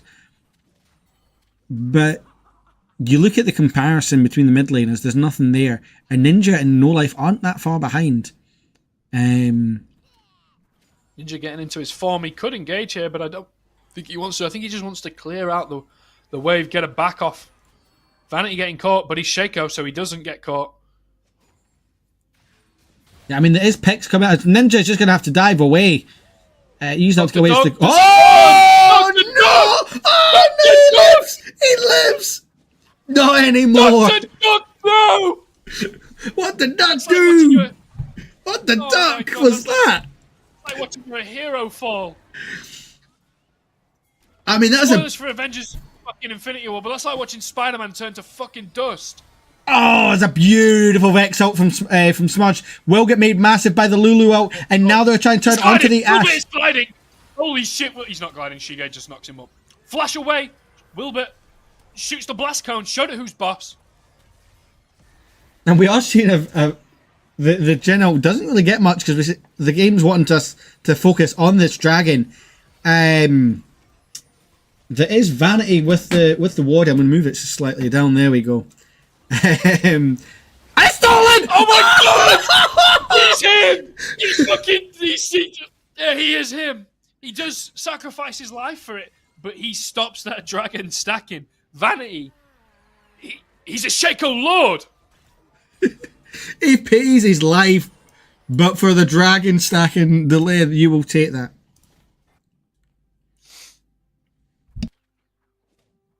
Okay, I want to know why the fuck this Wukong has a null magic cloak. Is he building Merc Treads? If so, why? I mean, there's Vex. There's Vex. That's it. I don't think it matters that it helps reduce the stun. It gives the tenacity to reduce the stun cooldown of. It must just be a component he has to buy. As Starshock is getting jumped on here, we'll get the silence of Vanity. Will just pop the ult to try and be a distraction. Shige's gonna die. But Shige doesn't matter. Shige's going to kill us. Shige will get the kill onto the Shaco. Will pay his life for the Cinder. And Vilbert is raining arrows down in that bot lane. And Ninja does go back into Meganar form. This time it's a clone that gets caught under the turret. As Ninja looks to go back in for the minions. Ninja's performing well in this matchup against Dr. Duck now. Ninja is performing well. Here comes the arrow. Well, Here comes the arrow from downtown. Oh! Just backs in time. Gotta respect the effort there. But yeah, we're seeing obviously, you know, that top lead is only down to 200 gold, 150 gold now. The Trinity Force is done. The Jin Zhao is now comfortably 1.3k up. Mid is even. Obviously, but the Syndra will have a slight advantage with the stacks. Jin is slightly ahead. Why does Blackfire Touch have 202? I have no idea. I'm going to guess that is the extra damage. There's a beautiful stun there from Ninja. Doesn't quite get against the wall, but it doesn't matter. We see the Cyclone coming up from the Wukong, but Dr. Duck is just dead. And this is where the difference in the junglers are. Shige spent so long farming early, getting his items. He now has so much. There's your emote! There's your emote expert! You're coming out from the ash. The absolute sentiment is the karma will get her for the emote and she will just die. Vanity's going to get Ninja here, I think. Shige coming in to fight. I don't think Vanity lives this. Yeah, I mean... Starstruck, turn around! Ninja does well to get out of that and... that. In enemy territory. First turret falls to red side. Ninja escapes. What that is insane. That's insane. And he helps his team get the Rift Herald, Scuttle, as we are getting ready for another team fight. Surely he doesn't do it twice, no? He's gonna do it. TP coming in from the fucking Dr. Duck. Goes in. Kills the Lulu. Shige dead. Dr. Duck on a rampage right now. Ninja, run! Almost gets out, but the shutdown will go across the center. And not only will that, we're losing the 3 members. It should just be the Rift Herald over to the side of the blue side. I mean, just look at the damage. Oh, good stun. Oh my god, the flash! Sidra! And now Vilbert will get the Vex out on it, and is he going back in? Just out of turret range. Vilbert's doing taking a lot of damage here. No Life will get the root. No Life looking for more. He's under the turret. Somehow doesn't get aggroed. And he's going in! He's gonna one-shot that guy. Oh my god. Oh, the Lulu! The Lulu! And yeah, that was absolute cinema. No Life putting on a Jin masterclass. But incredibly well paid by the Lulu, Dr. Duck. And yeah, looking pretty handsome in the top lane. And for the first time we've seen with this new thing, we actually have a flip in the gold. As And yeah, but this game is still so much on the wire. There's now no life to the one running for his life. He has no life remaining in that health bar. As we see Shige take a lot of brunt. Smudge is here as well, looking to try and turn the fight. But right now it's blue side with control over this mid-wave, even though they are 3k gold down. And they will have advantage over this dragon as Ninja will pick up the turret back on the top lane. He'll give his life for it. So I don't think you're getting out of that, Ninja. He's going to hop away over the minions. He tried his best, but... Red buff and minions, I think. Yeah. Just minions. Probably just the minions, but yeah. Okay, Dr. Duck is getting close to his good old Trinity Force. He will then start to do some mega damage. Syndra? Syndra? Syndra? Syndra? Get this man behind the fucking wheel! Holy shit! Okay, the Syndra... Oh my god, the Syndra's the GOAT! What the fuck was that? That was incredible! Vanity comes in, smites the fucking Lulu. Like Zeus from fucking Olympus. Holy shit, this game has everything! You enjoying yourself, Extra? Because this is a hell of a game. Very different to that first game we casted there. Yes.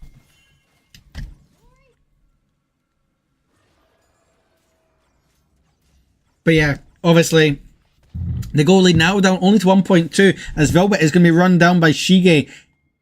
I mean, I don't know. I just don't back there. That was an interesting decision. Surely, you know you're in that vision. You've got you just try backing. Worst case scenario, you get caught again. But how do you get out of that without? Yeah. There's now Starshock's the one being chunked out by Shige. I just think this Syndra's going to absolutely start clapping cheeks in a moment. This is just 4 Dark Steel stacks, 2 items. 90 Syndra stacks. She's got 90 Syndra stacks. I believe that's the 3rd level. Fuck. Yeah, because it's 30, 60, 90, 120. JLD, I haven't sworn that much. Shut up. We're past the watershed anyway. As the Atakan is being... Fight this blue side! Fight this! Ninja takes the arrow! Okay, they're just giving Atakan. Vanity! Vanity! Vanity! Ah! Now can they win the fight though? Vanity's been chunked up. He will get away! Can he get away? The rock halo! Blue side! Chase this! Chase this! Chase this! The fact they turned the fight and they've still got Syndra out, still up. Look at the fucking damage Dr. Duck is doing! Oh my god! Oh my god, the Syndra. Another kill. This Syndra is fucking on fire. 4.2k damage from the Vex though. Nothing to be scoffed at. But 4.5 on the Wukong. From the monkey. Yeah. And I mean, you look at this in the damage dealt graph now. The Vex is at the top, but then you've very quickly got Teddy and Dr. Duck right behind her. I mean, the gold's even. The gold is literally bang on even. Like, there's nothing in it. There will be a slight... exciting stuff. This is exciting stuff. This is what we want to see. We want to see chaos. You know, this Vex has only died once, yet this Syndra is 1.2k gold ahead. Simply because of those 6 kills. And Ninja's will die... maybe not, he might get out. He can't turn this, surely, no? Dr. Duck has Triforce and is playing Wukong. Yo, fucking hell. Why has he got Merc Treads? Dr. Duck, explain yourself! It must be for the tenacity. I can only think that. But he's gonna get attacked to death by 3 fucking melee champions. He's gonna get just Jin 4th shotted for all of his health.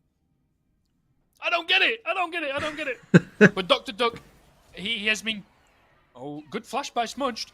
But I think this Syndra probably just presses R at half health and she dies. Dr. Duck still fighting. No Life pops the ult on the Jin. Dr. Duck goes in. Yep, that's a Triforce Wukong. Oh my god. Oh my god. Shige coming in from behind. He's about to give this Wukong some back shots. They're just ganging up on him. This is starting to look like something that shouldn't be put on Twitch. Mid tower though. Wilbert engaged on by Smudge. Just to clear the wave.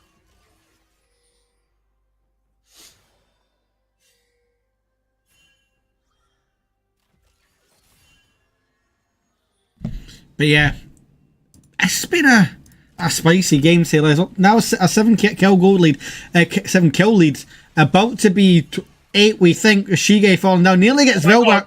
Vilbert will have the arrow comes out, and now it's not. Oh my god, Wilbert's so fucking clean with it.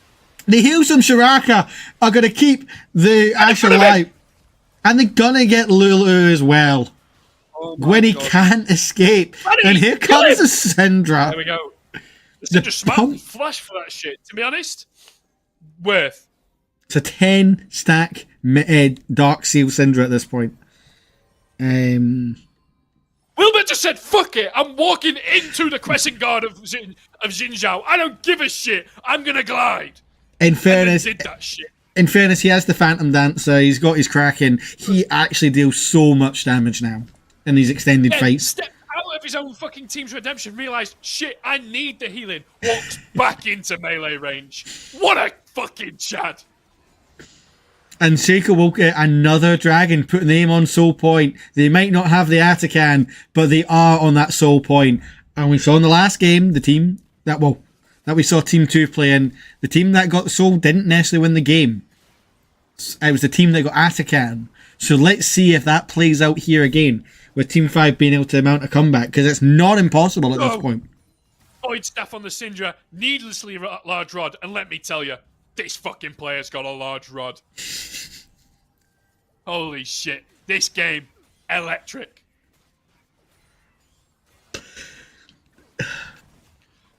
Looking at the Lulu scoreline though, 6-7. If you're a kid, you understand that meme. If you're anyone over in the 90s, you have no idea what it means. And the Smudge will pop the ulti, will miss everybody, and now Vanity's on the back line, blowing up this Vex before the fight even starts. Lulu will make her big. As we see Dr. Duck come join the fight, Vanity will get the kill on the Vex, and now the Wukong is unleashing hell. Velvet's joined the party, and that will just be a Baron, and a double kill for the Ashe. Vanity trades his life, but takes 3 out in the process. Nah, what the fuck is going on? We're seeing a Wukong not in the jungle, and we're seeing a Shaco winning the game. What the fuck is this? I mean, this Wukong is definitely entertaining folk right now. 7-4-7. He's like a jet plane here. Just flying all over the rift. 1.2k gold lead now on the Wukong. 3k though in this mid lane. And it's not even like the Vex has played badly. A lot of the deaths are going around the map. And Teddy's just showing his mastery on the champion. Let me just point this out for you, how fucking stupid this item is. Shige has had Sundered Sky for 2 team fights now, and it's done 1,000 fucking healing. Soraka has had fucking redemption since first item, and it's done 520. Why the fuck is Sundered Sky that good of an item? It's not even funny. That item is just better than any other item on any AD bruiser. It's so stupid. As the Dr. Duck, he's just going to go in, and the heals are going to come out for Shige even more. As Ninja goes behind Dr. Duck, the Ashe Arrow will go wide, but it's not really going to matter. The redemption coming out onto Ninja will give him a second life, but he is just going to die. Now Shige has to retreat because the Duck is in-house. And yeah. Chase that. They are going to do that. Shige goes back. Shige goes back for Gromp and gives his life for Lord Grompulus, and now they're going to... Important. Oh, that's something I would do, Expert. Yeah. That is something I would do. Hey, because Lord Grompulus deserves respect. Tuba tech.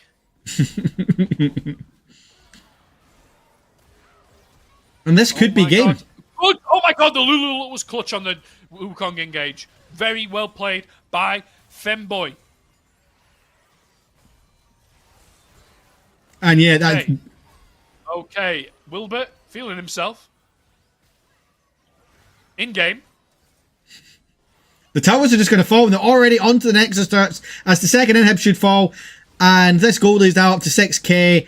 And I have a funny feeling Team 2 are going to go to 2-0. And Team 5 are going to drop to 1-1. Meaning Team 2 are in a very good spot to make finals. If this game plays out the way we think it will. I want to see more fucking Dr. Duck. I want to see more Vanity. I want to see more Wilbert. There's a 3p gold lead in mid lane. This Syndra is on fire. 14k stacks on the Magi's. Building into a Rabadon's, it looks like. Holy moly.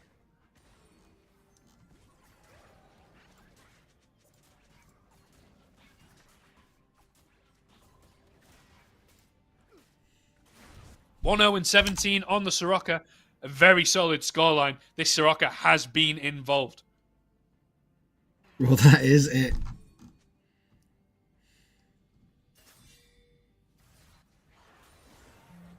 Oh my god. Yep, you're dead, Shigai. You're dead. He gets away with the Crescent Guard. He does, he does. Or whatever that was that he used. There's now Teddy doesn't care. Teddy doesn't care. And that and don't do that. is He's launching balls at Femboy. Holy shit. This is not looking good. Two inhibitors down. Lulu. Oh my god. It wasn't even Femboy that got received the balls. It was the fucking Jhin. It's not the Jhin. The Jin's alive. The screen is telling lies.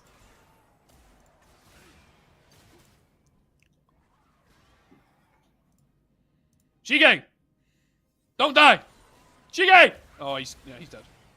Yep, this Syndra is a little bit of a force to be reckoned with. Just a bit.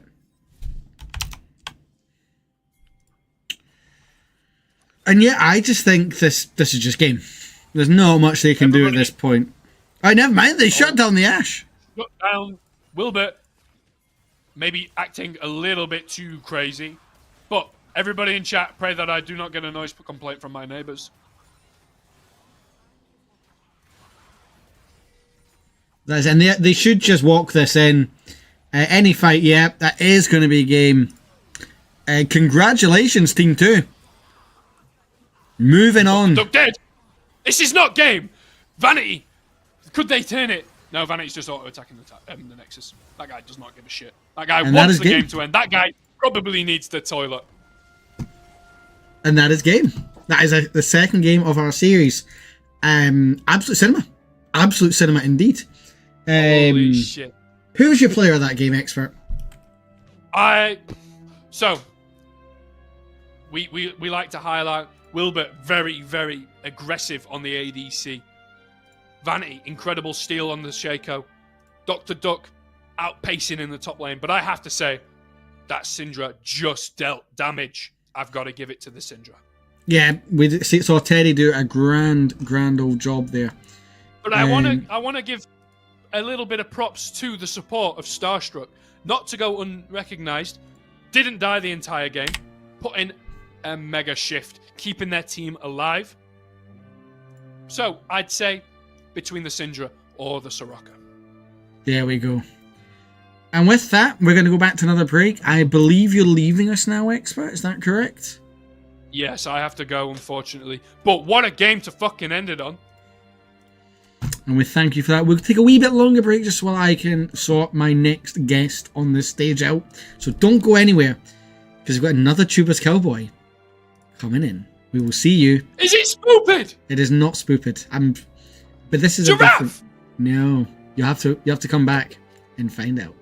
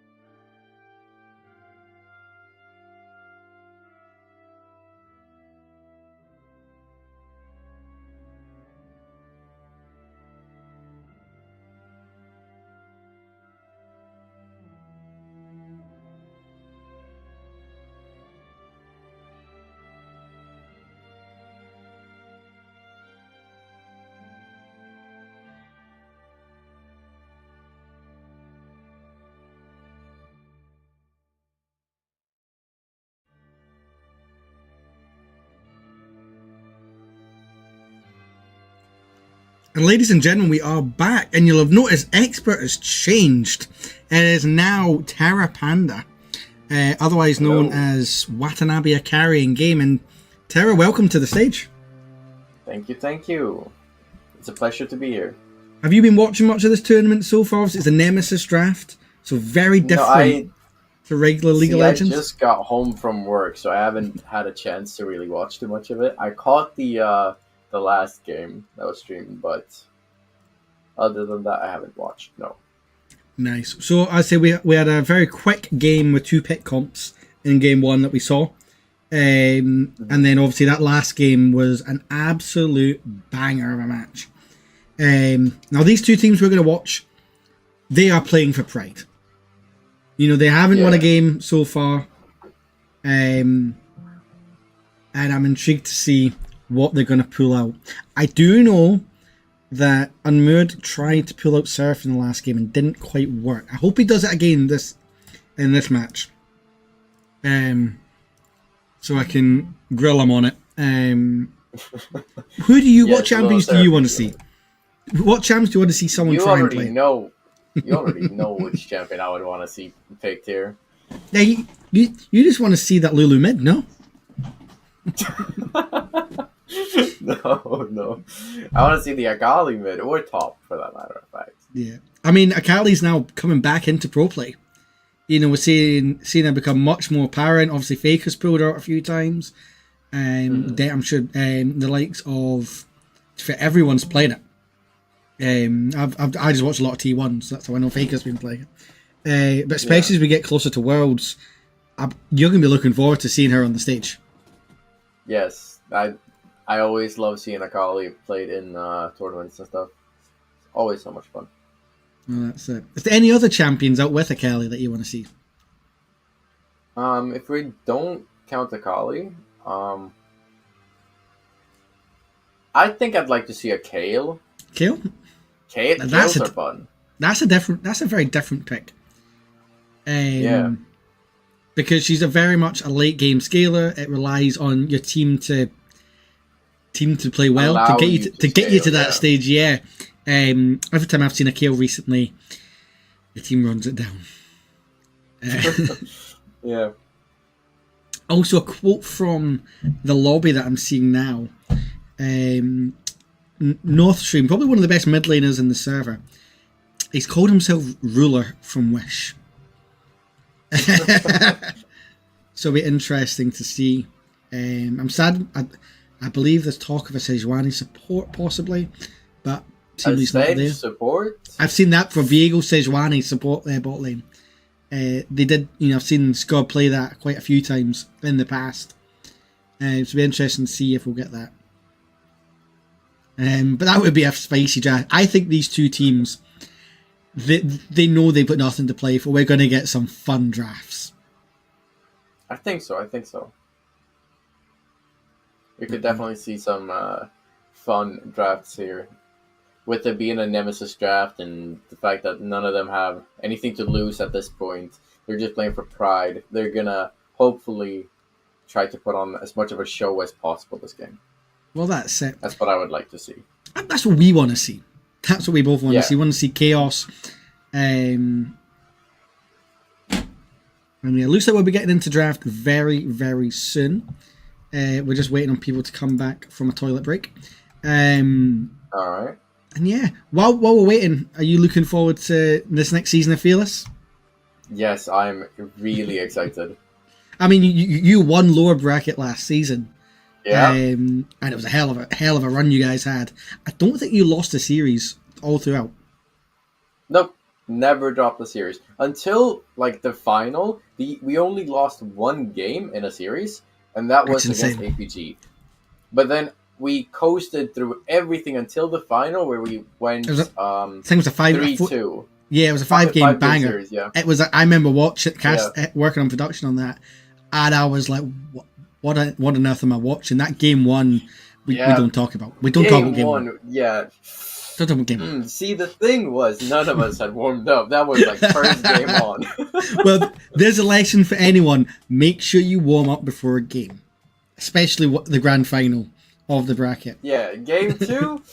That one took a while, but luckily, I was on Vhagar. Yeah, Vhagar's a I think it funny would've been champion. rough otherwise. Are you looking forward to this next season coming up? Obviously, have you got anything you'd say to people who are thinking about signing up, who maybe haven't quite yet? What's your advice? See, my advice is just go for it. You will learn so much from playing in these tournaments, especially a more drawn-out tournament like this. There is so much you learn and improve on, and especially like team composition-wise, and like trusting your teammates in a way that you normally wouldn't, and also like building up that bond and play style together. It helps a lot, and especially even if you're like one of the weaker ones on the team, if you get picked up, you're gonna learn so much from the rest of your team about macro, about micro plays as well, and the mechanics and laning phase. They're gonna help teach you as much as possible to improve as much as possible, because of course you're gonna want to get their weakest link stronger, right? They want to win the tournament, so they gotta help everyone get stronger, right? So you improve a lot during these tournaments. Well, that's just it. I mean, I know myself, I developed my jungle. I need to make sure you're going to be actually audio in here. Give me 30 seconds. Yep, you're not there. Give me 2. So I started playing jungle through Fearless. And it's now my main role. As we see, the Galio and the Ezreal get locked in with a Warwick and a Nautilus. Now, I know League of Friends is playing top. That's a Warwick top lane. Ooh. And I believe it's going into Crunksade's Gragas here. So that's going to be an interesting matchup. Oh, we The see Ashe being locked in. All we saw the Ashe do really well with the bot lane. It's Bard. Very meta support. And yeah, these are looking some spicy teams. I can tell you for a fact there's no Akali here. Yeah, doesn't look like there's going to be an Akali here. But there is a Talon. A Talon is very interesting as well. That's a champion you like to play, if I remember rightly. That's one of your more fun picks to play. Yeah, it's one of my more spicy AD picks that I have in my back pocket,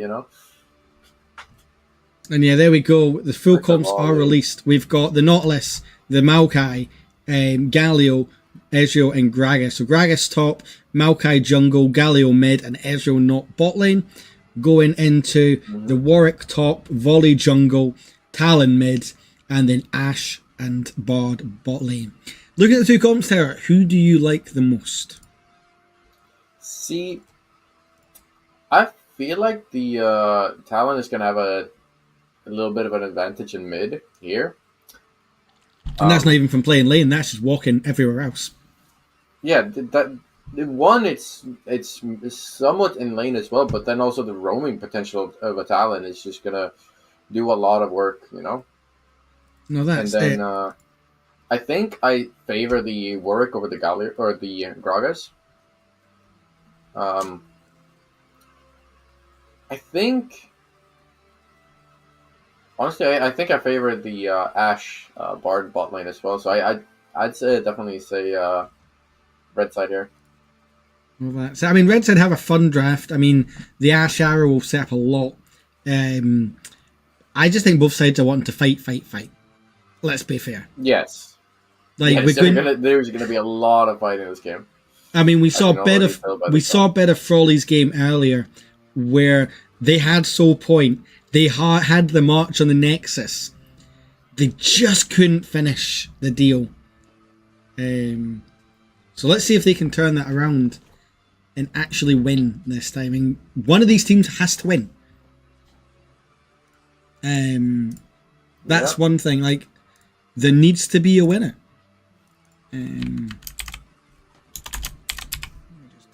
They were Team 1 or T1 on the Rift. Playing like T1 at the moment, going in to this last match. Are you excited for Worlds? I can't say that I watch Worlds too much. I just don't got the time for that anymore. Well, the good thing is it's an early morning Worlds. I might be able to watch at that point, yeah. So the games will start from 7 a.m. UK time or 6 o'clock European time because it's over from Chengdu in China. Ooh. So it's actually not bad for us Western viewers. It's a bit early. What do you mean? It's a What do bit you mean? That's not bad. That's a- really early, bro. The thing is, it means you can watch it before you get your day started, or when you wake up, you've got all these games to watch. Because remember, the first rounds are your best of ones. True. And we've obviously got the best of, I think it's a best of 5 that we're going to see between IG and T1 to decide who gets that last spot in the main event. And that's going to be spicy because it'll be the first one played on this World's Patch. I'm excited for it. But we've got this game to get through first. And hopefully we'll be entering game very shortly. Who do you think will have the best skins? I've been asking Expert this all night, looking at the draft Best alone. skins? I think... Wait, who is going to be using the best skins right now?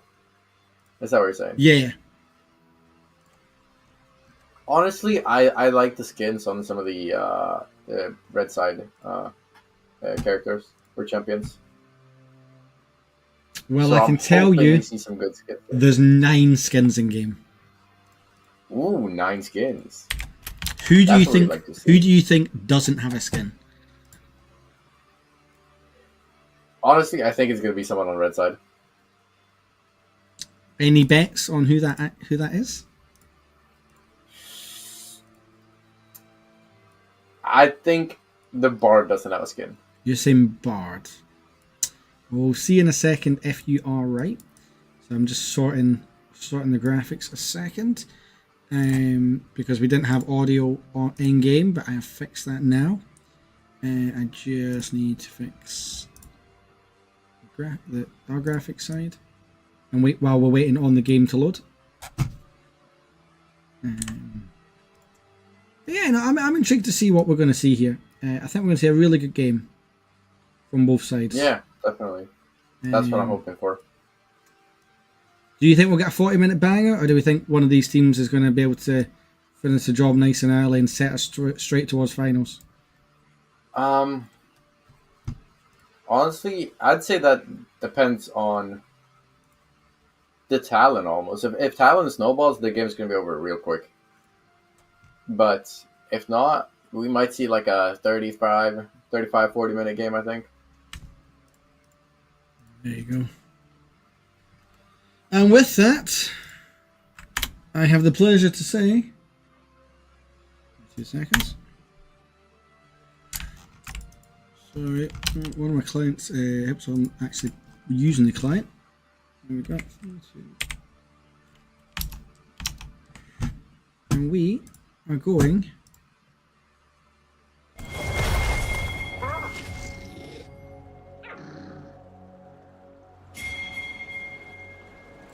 I'll sort your audio in a second, Tev. Give me 2 seconds. Wally doesn't have a skin. There we go. So yeah, so we're running right into game. Yep, and I was incorrect. It's the Volley that doesn't have a skin. Yeah, it was the volley indeed. And we are going to get one massive... Oh, God. Team fire right at the start. That's a big... Ooh. Both sides saying we choose violence today.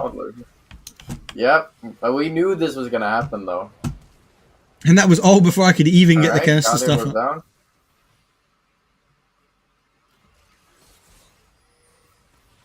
And yeah, it's just going to be first blood over. Oh. Bard, what are you doing? Burning his flash as well.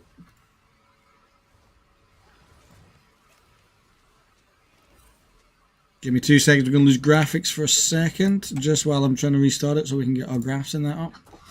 Either that or the system decided to break itself Yeah, again. and get the order as well.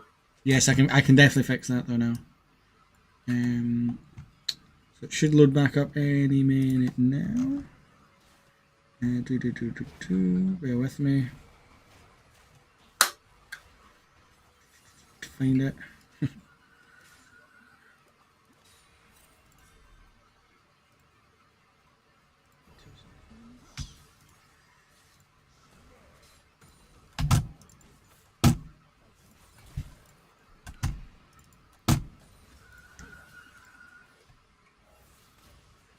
It's 1-1 right now on the draft. Yep.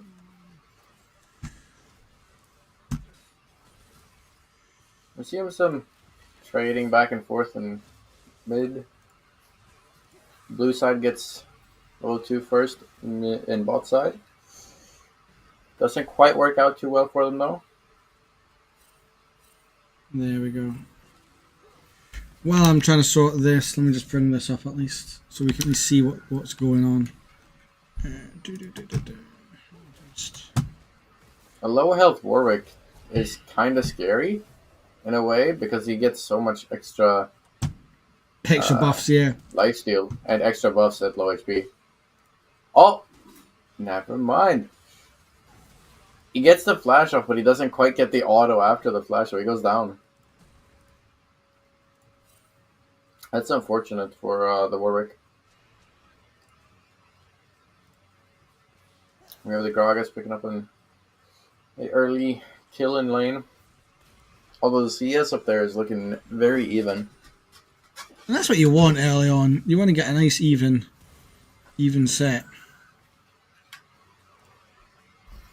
So our graphics are having a moment. I will hope to have them fixed for the next game.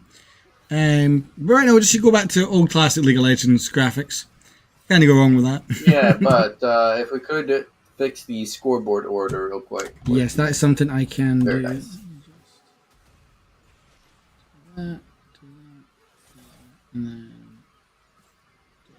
There we go.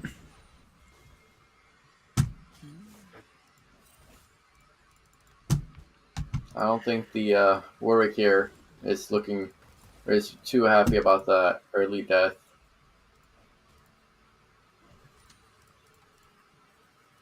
Especially now that Gragas comes in with an amp tome after an early back like that. No, that's it. I was see going right back in here. But Potato is here to try and turn the play. We'll get the stun onto Chapati. Chapati should just die, and he does indeed. It kills to the Bard though. 2-0 now. That's two kills for the Bard.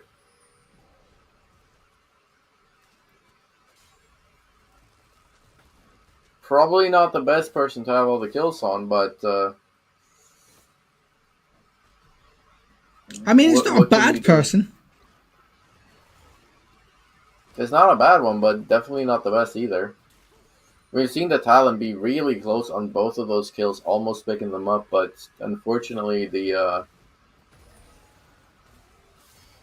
Bard picks them up, and there goes Peter Warper over to blue side. Yeah, this could be a quick game if this keeps going on. Warwick is not having a good game right now.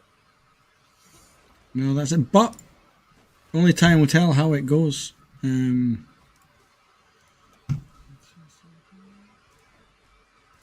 He's down a lot of CS and down 2 kills, or like doesn't have any kills at all. While his lane opponent, the Gragas, is up 2 kills and double his CS. That is quite a gold lead that is going to be hard for the Warwick to come back from this early as well.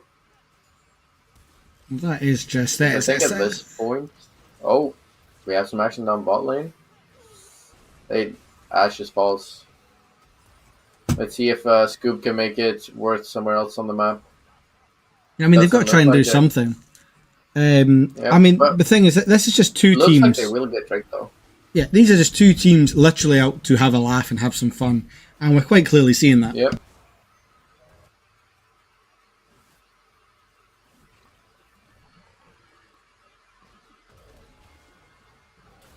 I mean, while Crunkside jumping right onto Tempest in the top lane, the fear will come out. But this Warwick is in a really rough spot. He can't walk up to the wave now. I don't. But, I doubt Gragas is going to let him walk the lane. Here comes the reinforcements. Yes, but Crunk does hit level 6 here.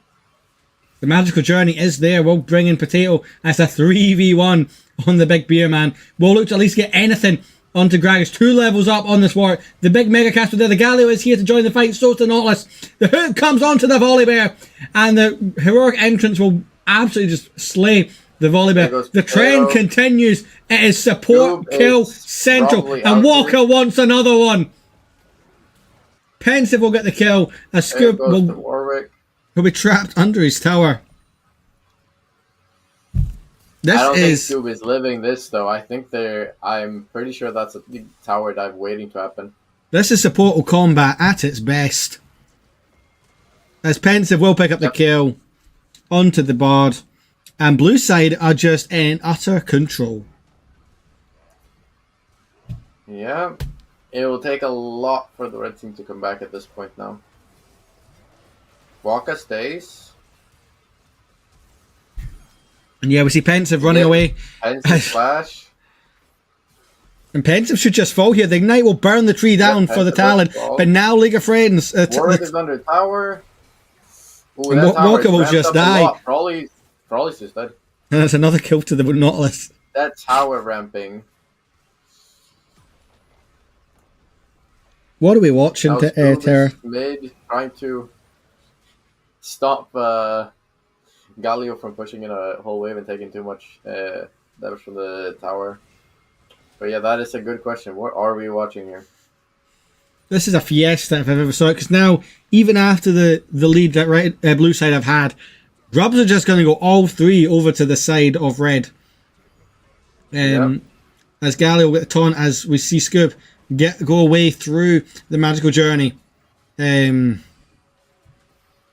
yeah, I mean, I'm trying to make sense of this, Terra. I really am. Yeah, me too. There is so much stuff happening. It's hard to keep track. The next objective is going to be Dragon in 2 minutes. Both the Astral and Ashe has basically just been left alone down in bot lane. I mean, that's the ADC's dream, no? I mean, kind of, yeah. Just get to farm without being bothered too much by the enemy jungle or stuff like that. But Astral did get a kill when Scoob went away on a little roaming trip. I mean, Ashe is really struggling now. And now Walker's back in the lane. Unmo just can't do anything. Oh my god. Pensive is there. Oh god, that's a power dive and a half. It's just a roaming death squad at this point. And Warwick can do.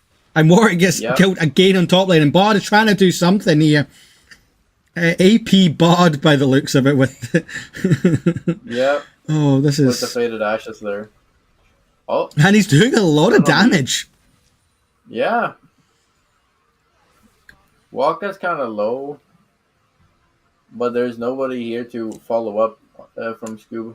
It's not just that, you know. Pensive is doing pensive things, and one thing I learned from the mini LCS is he loves to be in your jungle. If you're facing him, he is not scared. Just went over there as the ult comes out from the Bard. It only stops the Ezreal's back, and that just puts Nautilus, North Stream in a really weird spot. As Scoob almost draws tower aggro there. And Shapati is now going to walk down. I get a sense we're just going to see fight after fight after fight. For his ultimate. Yeah, and there we go. Things are there. And now, Maokai is just going to... Oh, God. Four Ashe is just dead. Ashe is dead again. They have 4 people down here.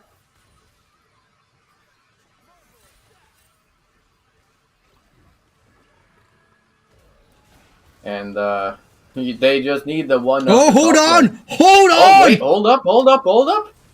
That's big. Warwick coming in clutch with the ultimate there. And they're going to get the kill onto the Nautilus as well. Can they turn the fight? The Volibear doing a lot of damage, and Gallows should be the next to fall. The Ashe will go wide, but it will be Potato. And the heals on this bear are something else. Allowing his team to get back into this game. How? But How did the bear survive for that long? This is kills. But, however, we are seeing a lot of kills going on to the Talon. Maybe the Talon can do something here. Yeah, Talon needs to be the carry. Yeah, but we saw that in Frawley's last game. In the first game we caught a glimpse of. Frawley was way ahead on the Yoni. As we see Walker fighting Frawley in the jungle. Frawley trying to steal some offensive camps away. He won't even get some of the mini Krugs, the mini Raptors, as they will reset. But Potato is all about this dragon, as Walker, Pensive, and Chapati look to turn in. Unmoored is trying to do some DPS. Pensive is burning already, but it will be Frawley that will go down first, but at the cost of the dragon. As Pensive should be the next to fall. As the, I don't even know what that ult's The Bard ult just lands on an armored. And then that's just GG. They just all die to this not 4-0 Ezreal now. 4-2-4 on the Nautilus, 4-0 on the Ezreal. Scub. What was that?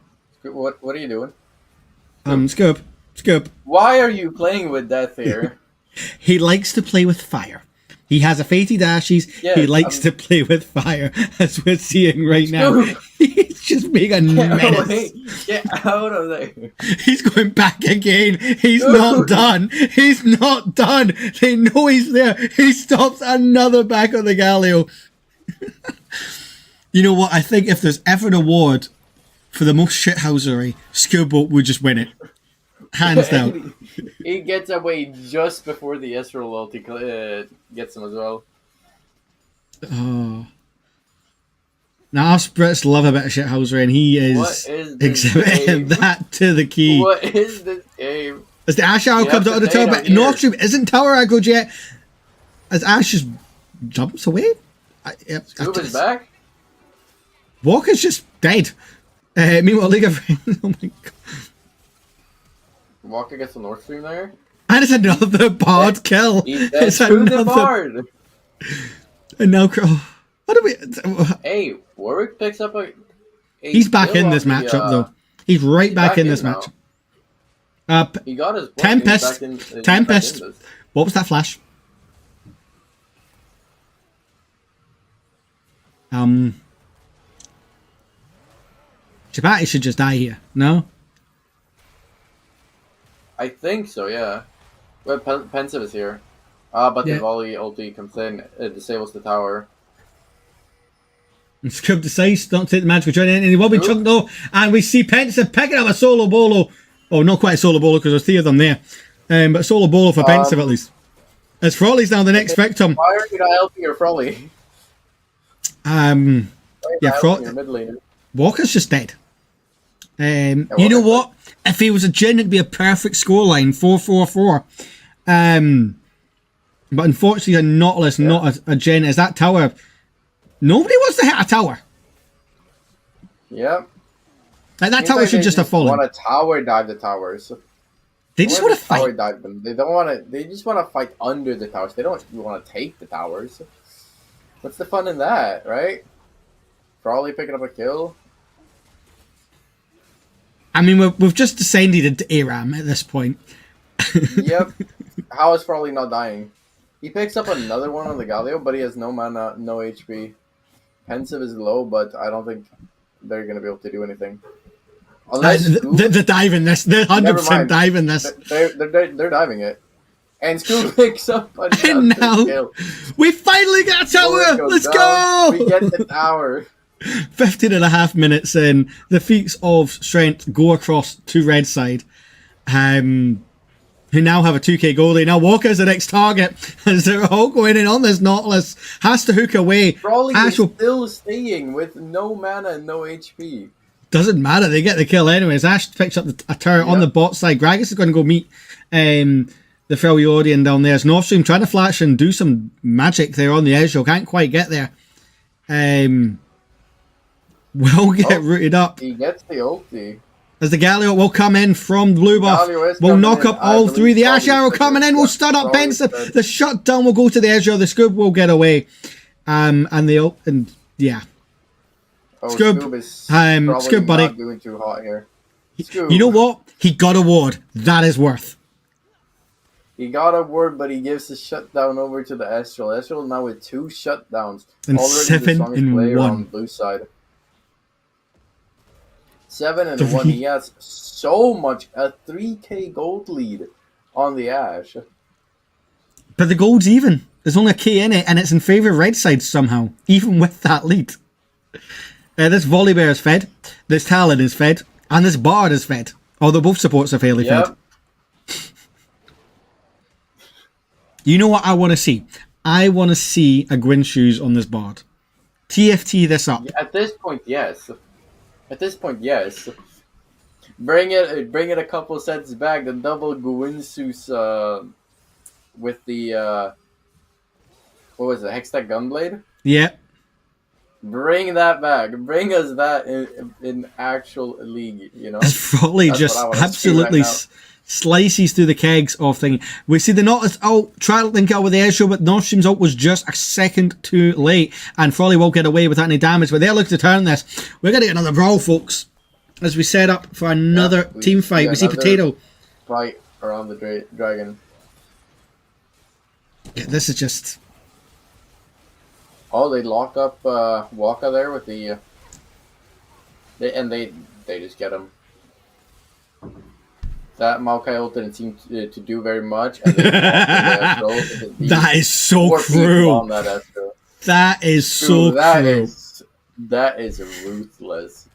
And they get this next dragon for free as well. Yeah, thing is, if you are an Austrian there, you know you can't literally do anything in that situation. Like, I am doomed, and I can't do anything about it, and I have to wait. Not a fun feeling. Yes. Yeah, you're just sitting there waiting for the stasis from Bard's ult to go away, and you just know that as soon as this is over, I am just dead. There's nothing I can do. There's no point in me even using my barrier or my flash. I'm just gonna die anyways. Well, that is it. Even if you manage to flash out and get the barrier off, you're still dead at that point. Well, that's it. I don't think you get out of that. Yeah, I can confirm as well, looking at other results in the brackets, Team 3 are our first finalists going unbeaten. Not only have they beat their two other opponents, but they also beat team number team number 6 in the initial matchup. So they will be going to finals. Alright. Scoob, you're very deep right now. What was the plan there? I mean, we see Unhood. Oh god, the chain CC from Warwick ult into an Ashe ult. And that would just be Rift Herald for the side of... For red side as well. Yeah. I mean, I'd love to say it's falling apart, red side's but... team fighting is a lot better than the blue side's. Even though the blue side had such an advantage early, red side's team fighting is just way better. It's just this Volibear. And the Random Talon, Potato is doing work. The Potato is doing so much work, and so is this Talon. So is Frawley. And now they're just running it down mid lane here. Yeah. With just a Galio to defend while Frawley takes the Herald mid. Yeah, Frawley I mean... trying to take that tower while the rest of his team is just taking Atta. Yeah, I think at this point, is there anything blue side can do apart from just try and fight? Hope you get lucky, because that's the way this matchup is going. Yeah. At this point, I think it's going to be really hard with how fed this Talon and how fed this Volibear is. Well, that's just unless maybe the Gragas gets both of their shutdowns and gets back into this game. Seeing as he's their main source of AP damage, since Galio seems to be building more sustain and tankiness over instead of building full AP. Well, Maokai is not really building too tanky. He's building more damage as well. More burns and getting rid of MR, seems like.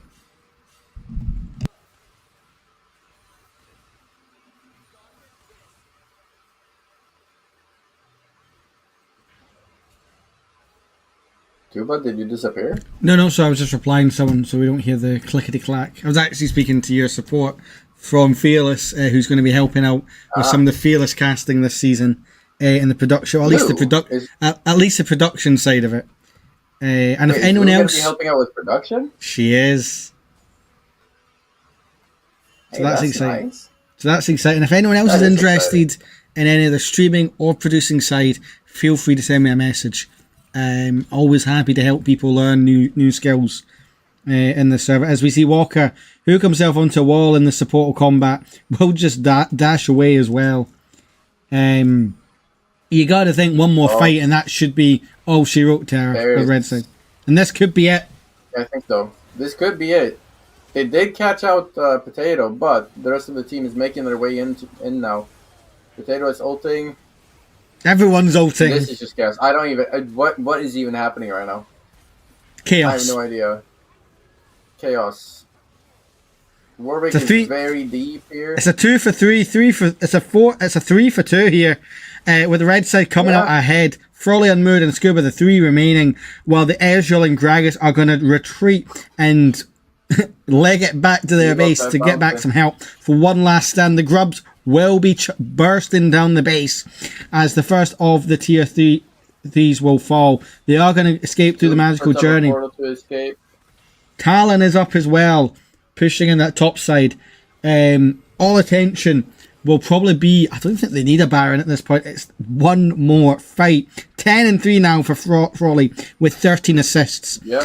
I'm going to guess he's been your MVP so far this match. So far, it has to be either Potato or Frawley, but I'd say Frawley. Yeah, anyway, here we go. Fight on the dragon. Blue side has Prio. Scob goes in on the back line. The Bard he isn't quite up there. Scob is going to burn. He will survive though. Potato goes in, trying for the smite. He will get it. He steals it. It's another steal, but he will pay his life. And now Walker's burning down. Pensive burns. Chapati burns. Noshim burns. It's only Krunk left. And I believe Frawley is going to be able to catch up here. Ash Arrow comes in. And that's game. Triple kill. That's a triple. For the Talon. A 4 for 1. And a 5 for 1, sorry. 4 for 1, or 5 for 1, they're just going to end right here. They have a huge wave. I think that's just game right now. So they will salvage a win in the end. And what a matchup. Looking kind of... Oh, just a disrespectful... Bartled on the Nautilus. And that is game. And that is game. Fabulous. So just looking at the tournament bot, obviously Team 1 and Team 4 need to finish it, but we are still waiting on 5 and 6 finishing out. If 5 win, they will also be through unbeaten, whereas if 6 manage to claim a victory, they will be the ones taking the spot, going up against the side of Team 3 of Linium, Pathos, Archer, Miss Thula in Mismatch. We will take a break until that match is done, so please stay with us, and we will hopefully be back with you very soon with your finalists. See you shortly.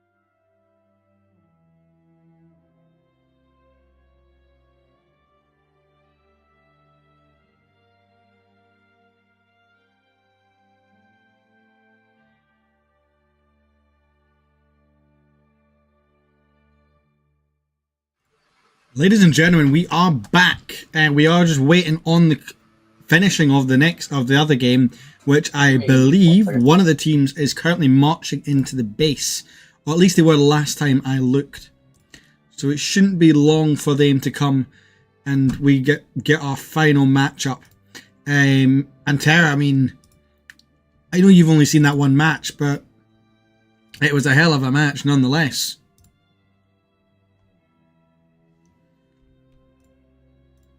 Tara, are you there? Hello, I believe Tara has disconnected because they have gone black. So I'll just hold it there. Yeah, so we got one team, I believe it is team number 5. It was the unbeaten team of Dr. Duck, Vanity, Teddy, Starstruck, and Vilbert, looking like they were marching their way to victory in that matchup, which hopefully will be confirmed very shortly. And they've had a hell of a series, a hell of a day. Again, like the other team, going completely unbeaten. So try and get Tara back. So yeah, chat, who do we think is going to win? Let me put a wee poll up just now.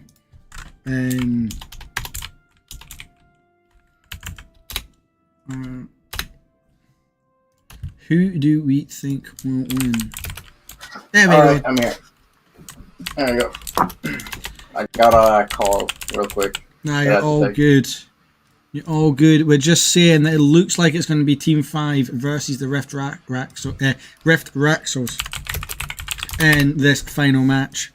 Rift Raxos is Team 1, correct? Or was that Team 2? They're Team 3.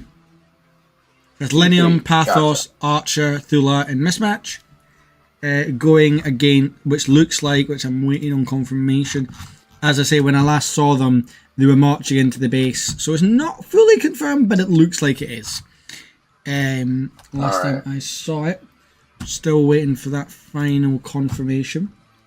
And yeah, it was a hell of a matchup. They are still in game. Hopefully it's very soon. Hoping I've not jumped the gun. And they turn it back around. But yeah, I mean, it'll be interesting nonetheless. We're going to see a hell of a final here with two teams. It's been a lot. It's been a long tournament. It's going to take its toll on any league player playing 3 games. Never mind playing a 4th. And not only that, this tournament started at the back of 7. Yeah. It is back of 6. Sorry, leaving back of 7, and it's now 10 o'clock UK time. It's been a long night for them. I am intrigued to see how this affects them in this last game. That is definitely true. Yeah, I remember going for a lot of like high stakes games in a row.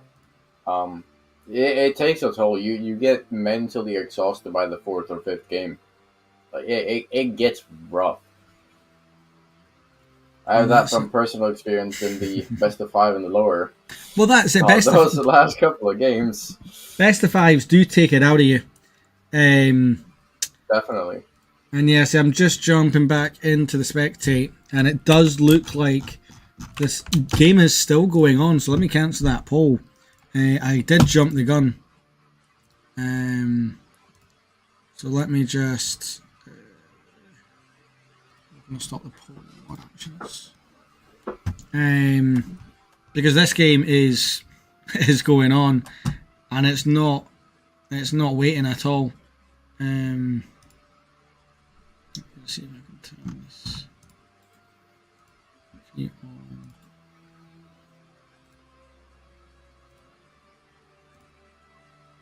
I'll just ignore that.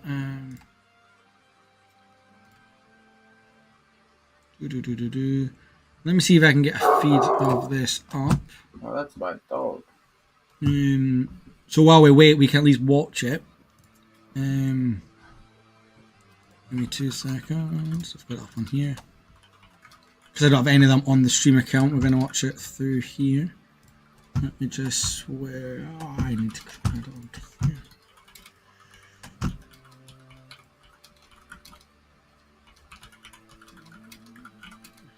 Seconds. Not that.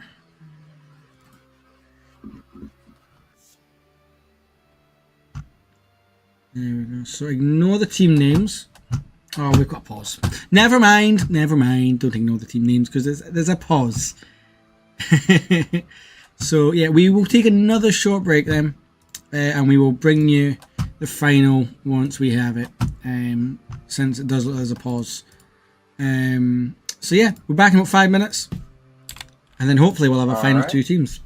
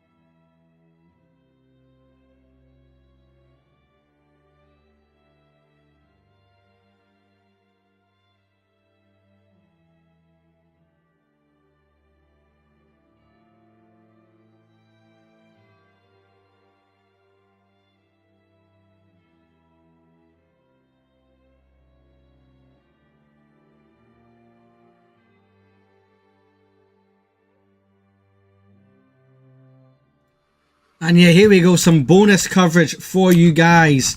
This is currently the Team 6 v Team 5 match that we were alluding to. They finally come out of pause.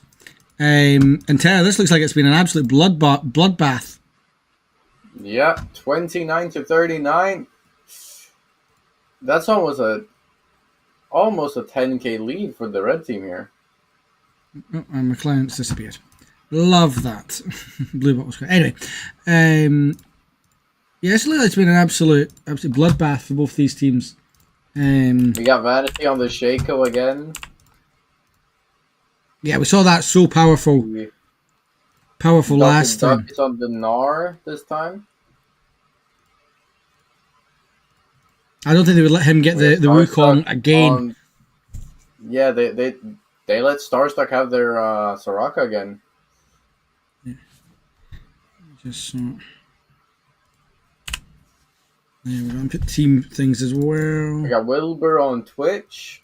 We're gonna see some gliding from him. I mean, 6 and 6 has been doing well, but I think the main one's Teddy. But Rise Impact is holding his own at this point in the game. I mean, he scaled. You know, this way is working last time. We've got 3 Oblivion Orbs on the side of yeah. Oh God. Blue side. I'm guessing that is against the Raka. Has to be. But that shows you how powerful this healing mage is. As everything's going wide right now. From both sides. But with that Elder buff, they just decide to back off. I think they're trying to catch a wave to bring it in. Because the waves are just so far behind, because this way is so much clearer, as Dr. Duck's taking a lot from the Oriana. From the wave, sorry. As that second inhib will fall, it is just the top one, which they should all move the way to. The wave is coming in from this bot side. We see the poison gas be chopped by the Twitch. We see their ult come in, but it's just a dead way. The Strakus... the Oriana's burst at this point of the game is wild.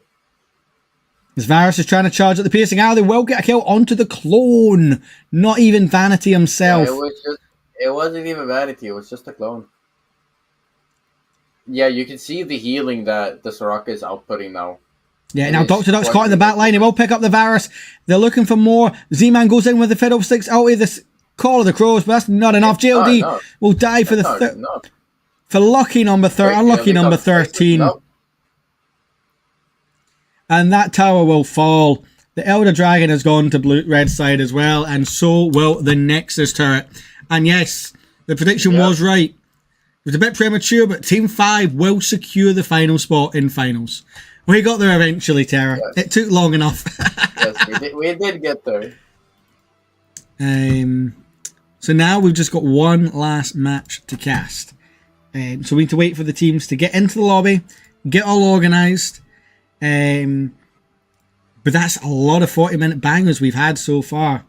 Yeah, a lot of long, fun games. And yeah, I'm looking forward to this. I am really looking forward to this. Not only because after this I get to go sleep, but it's been a hell of a matchup and a hell of a Nemesis draft. I might message He-Man, see if he wants to join us for this last one, with it being his tournament.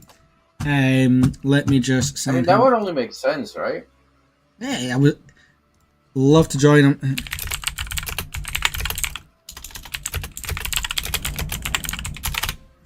There we go. So yeah, some furious typing going on here from 2B's side. This is normal for me. You should know this by now. Try to do a million things at once. Yes, the multitasking on this man is incredible. It is impeccable. But hey, it's worth it for the stuff we get to do, the stuff we get to bring you guys. We say one last match. And yeah. And this is going to be intriguing. Two really strong teams. I say someone will lose their unbeaten streak here in this next match. And it is our two pro players lining up against each other. And yeah, because obviously you got Linium in the top lane and Teddy in the mid lane. So that's going to be a really interesting matchup and see how they match up. Indeed. I mean, Z Archer's had one of the best performances I've seen from him in a long time in this mid lane. I've seen him a lot more top lane, so I've been really impressed by his mid lane performances. Definitely putting his stall out for Fearless in the lower bracket. Which will be intriguing to see. Yeah, I'm very excited for lower bracket this season. Yeah, I think it's going to be a hell of a matchup.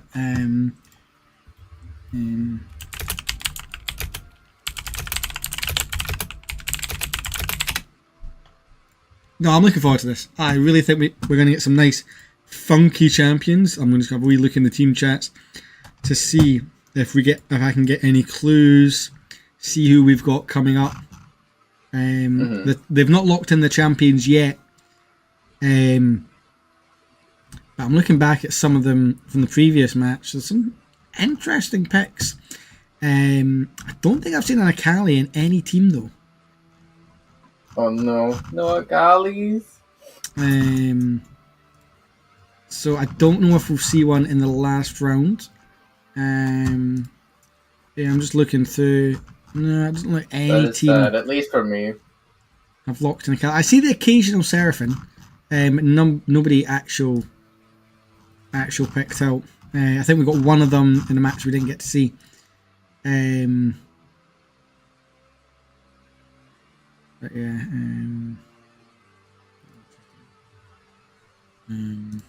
It's 5v3. So yeah, we're just waiting on the teams to select their champions to build their drafts. If you're listening to us, players, we want to see Seraphins. We want to see Akalis. I would love to see a Shyvana as well. A champion you never get to see. Honestly, yeah. But you with your Shyvana, I can see why you wouldn't want to see a Shyvana in here. She's such an underplayed champ. She's 100% underplayed champ. she's so powerful, but she's also I wouldn't mind seeing an Ari either. I've gotten quite fond of her lately. Been playing her a decent bit. Yeah, Ari's a fun champ as well. Very much something you don't see. You see a lot. Well, you actually do see a lot in pro play is the Ari. Yes, she is very prominent in pro play. And yeah, I don't know. I want to see some fun champs. I want to see two teams come out here and just A-Ram the whole game. Like, the way these matches have been going, they've been descending into it anyway. So let's just see an A-Ram from the start, 5v5 in mid-level 1, and then just keep it going. Yes. That'd be I want entertaining. to see perma fighting here. I want to see perma fights. But yeah, I don't know. I don't know what we're going to see. It's going to be interesting. But no, I'm looking forward to this. And yeah, I'm trying to think what to talk about. I've talked for that much tonight. I'm out of topics. You are very much out of topics, and so am I. What's All these pauses and waits. Yeah, I've asked the expert this earlier, but what's been your best memory of Fearless? My best memory of Fearless? The one time I actually got to play my Akali. Such a peak memory for me. Was it not in finals? It was in finals, yeah. They finally let me on to my Akali in finals, game 4, and I absolutely stomped them. No, I really enjoyed watching that game. You just were enjoying yourself on the Rift. There was nothing that Novio and his team could do. I mean, they put up a fight, but not against that Akali. They did put up a fight on the other sides of the map, but as soon as I got in there, no, didn't really stand a chance anymore. Well, that's it. We are still waiting on the teams deciding what they are going to play, or what they're going to give to the other team to play. And yeah, I'm intrigued to see what we get. We would ask the teams to please be quick.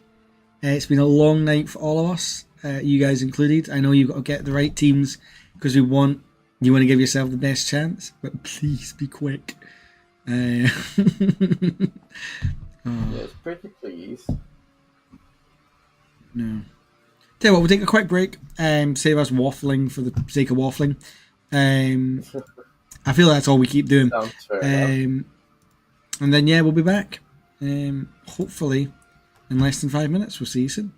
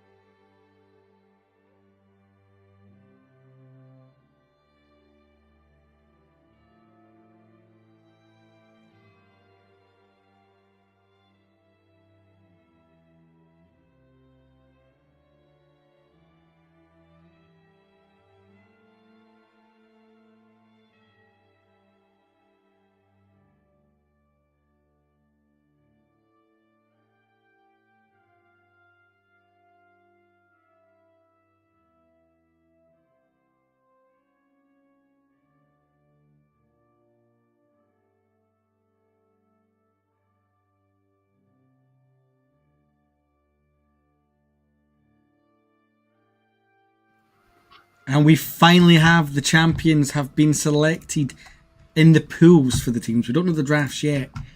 Is there anyone that's standing out for you there, Tara? From what I've seen, I'm just going to put it up on the screen. I do see 2 Syndras. A Syndra on each side of the field here. That's interesting. Wait, why do we have a Victor, Oriana, Siggs top for Team 3? That's Linium. It doesn't surprise me. I mean, they are the Rift Rascals for a reason.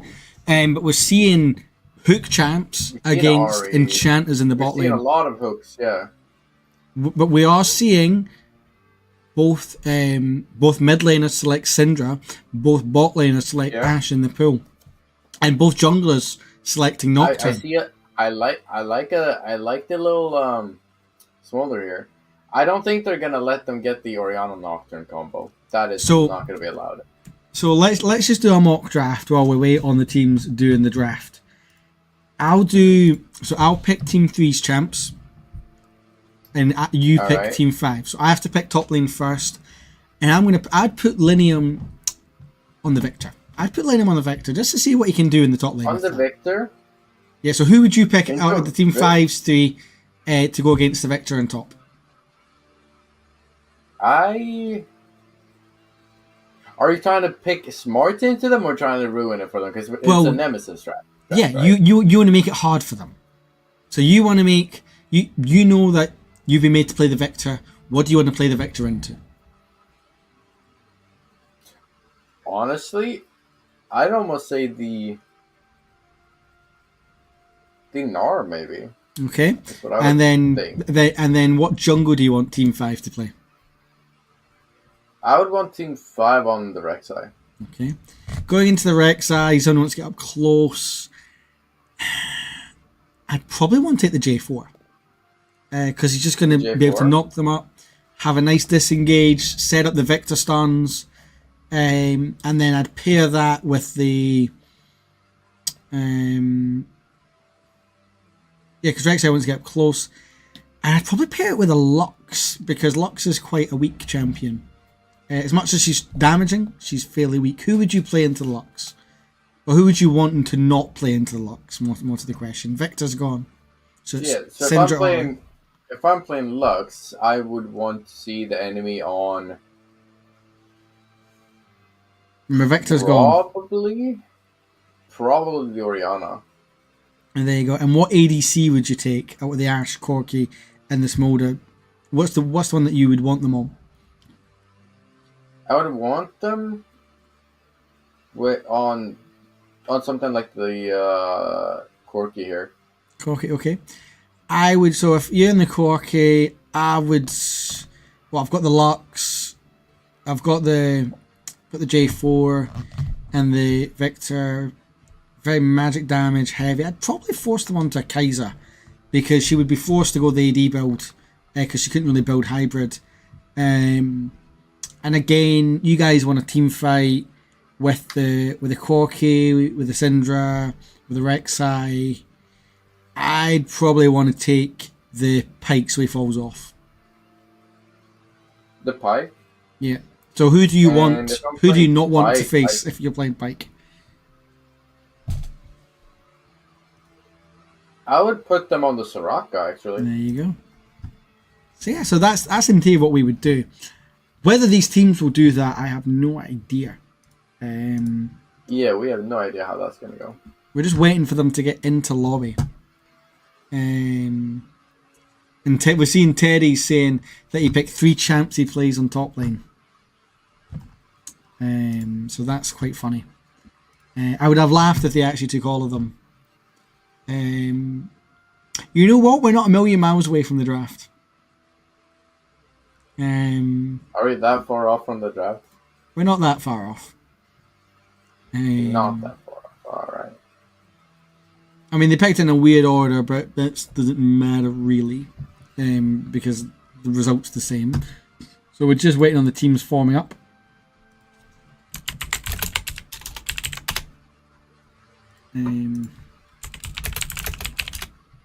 So yeah. I know the draft. I'm going to not tell you anything because I want to see your reactions to it live.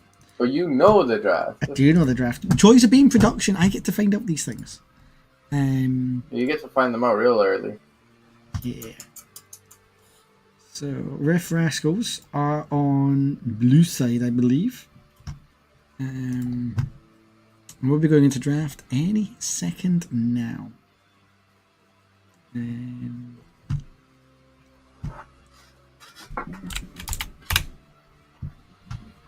Oh, what a night it's been. It's been a great night. Some great games, and we've got one last one for you. One last draft coming up. We're just waiting on the ready checks. And here we go. The last draft of the evening, folks. We see the Oriana and the Rek'Sai.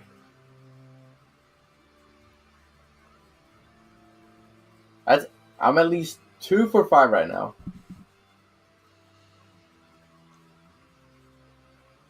Who else do you think We we'll see see? the Nautilus.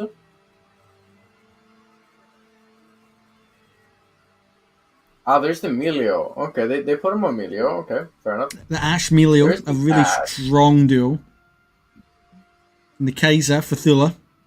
We see the Kai'Sa. That's one correct for you. And I think that's where our predictions go tits up. Yeah, I'm two out of 4 right now. There's There's a your- Syndra in mid. There's just Syndra for Archer, who in an earlier game had a fantastic game on it. So really excited to see him. I think he played it. And then a Ziggs top. There's the Sigs top. And then And the the Nocturne. Yeah. I mean, Nocturne has a few nice people to link up with. You know, turn the lights off, launch the Yeah. Super Mega Death. There's Inferno Bomb.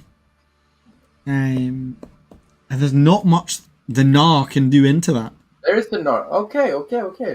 I got 3 out of 5. I'm proud of that. How do you like the teams, though? You got 1 out of 5. Yeah, we don't talk about that. It's just that's half the fun of these Nemesis drafts. You never know what's going to come.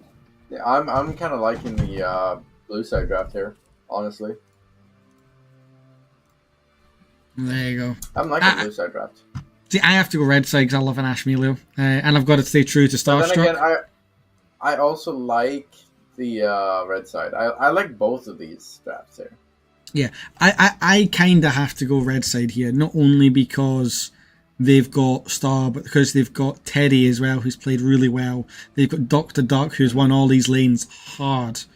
And obviously their jungle has Vanity has been insane. Real well. And then Vilbert as well, you know, he's done his job in every single matchup. But on the other side, you cannot discount, you know, Linium in the top lane. One of the best players in the server. Played in some of the highest level of semi-pro play. He's going to be playing a pretty obnoxious pick in the top lane.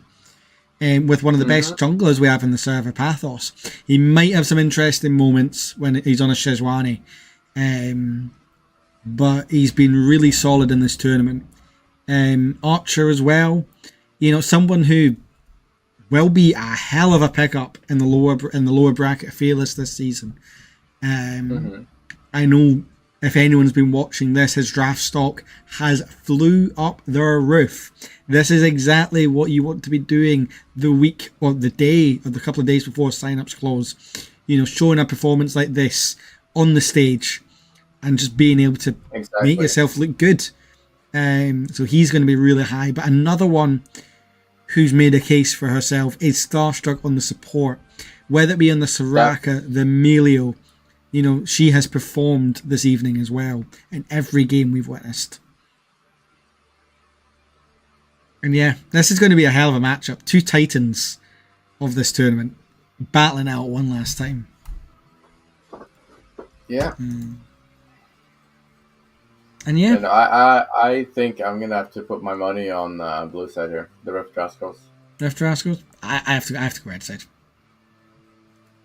I genuinely think red side are going to be the ones to claim the victory, but only one way we'll know, and is that for the games to start. We are 4 hours into the stream, folks. It has been an absolute fantastic stream with some mega steals, mega fights, invades, counter invades, level 1 brawls, and I don't think this game's going to disappoint either. So yeah, I'm so looking forward to this. I can't move that, which is fun. But yeah, this is going to be fun. Definitely. I feel like this is going to be a very interesting game here. I wouldn't expect anything less for the last match. Oops. Never mind, that was just me smacking my portable keyboard around. Not the keyboard abuse. It's fine. It's a cheap one. It does its job. It does its job, but not the keyboard abuse to Now one okay. champion doesn't have a skin. Can you guess who There's it is? one. There's one. Actually, there's two. There's two. Two And without they're skins. both in the same team. Same team. Linium doesn't have a skin on the SIGs. And the Nocturne doesn't have a skin. You're gonna have to wait and find out. I'm waiting on the I'm observer. almost guaranteed that I'm wrong on this, though. You're 50%. I'll give you your 50% right, but I'm not gonna tell you which one. I'll give you one last chance to change your answer if you want. Okay. I'm gonna change it here. It's still gonna be on the SIGs top, but I'm feeling that the Nautilus does not have a skin. It's the knot in the SIGs.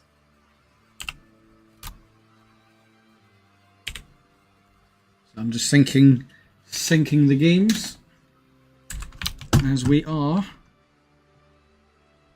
going into the last match of this tournament, folks. Here we go. Now, let's see. Is it the Nautilus and the SIGs? I need to sort the overlay. No, the SIGs has a skin. The Nautilus has a skin. Wait, is it the Syndra and the Nocturne that doesn't have skins? Yes, the Syndra and the Nocturne. As we see Oriana get walked in on. Oh, there's a hook. She's just dead. She's dead. First blood. She gone. She gone. Also, too bad. Scoreboard, please. Yeah, I'm sorry. The scoreboard's there. I'm sorry. Yeah, I'm but, sorry. I'm sorry. Yeah, I'm sorry. So I'm just sorting the turn off the announcer styles. There we It's go. mid and bot side, and the support that needs to be swapped around. Go. Yeah, that should be fine. There we go. Yep. See, that's the beauty of this new mode, this new app. We can actually fix that, Yeah. which is nice. I don't know if you saw earlier, but we can get the full goal graph now. We can have the team fight damage. We can also have the experience come up and the damage dealt. We've got a lot of new toys for Fearless. That's amazing. Even That's what I like to CCS. see. Which is quite fun to see them just kind of build up every so often. But right now, Yeah, every way, yeah. Let's go. it's a very, very stable game. Yeah.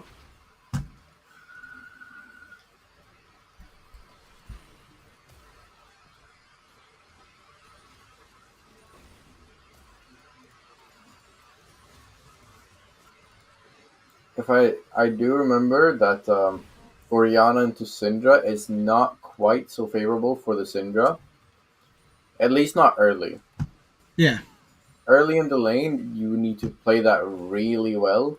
Otherwise, you are going to get poked out and bullied in lane. Well, that's just it. It's a long way to go. But the Rift Rascals are starting out quite well with that first kill now. But some just having to be respectful here. Yeah. The Oriana's one ball is a lot stronger than Syndra's balls. Early, at least. But Syndra's being very respectful. You know, Teddy is, we were saying earlier, Linium's a really strong player, but so is Teddy. And Vanity's looking to come in and wreak havoc on the Syndra early. Then he is going to have to flash in, but he's going to take a tower shot. Syndra will get away, has to burn her flash as well.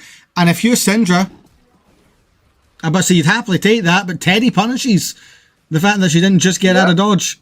As we see Emilio have a nice shrill as Oriana's damage early is no joke. The amount of times you can bully someone out of lane with Oriana. I mean, you can see there already double the damage of this Syndra. Yeah.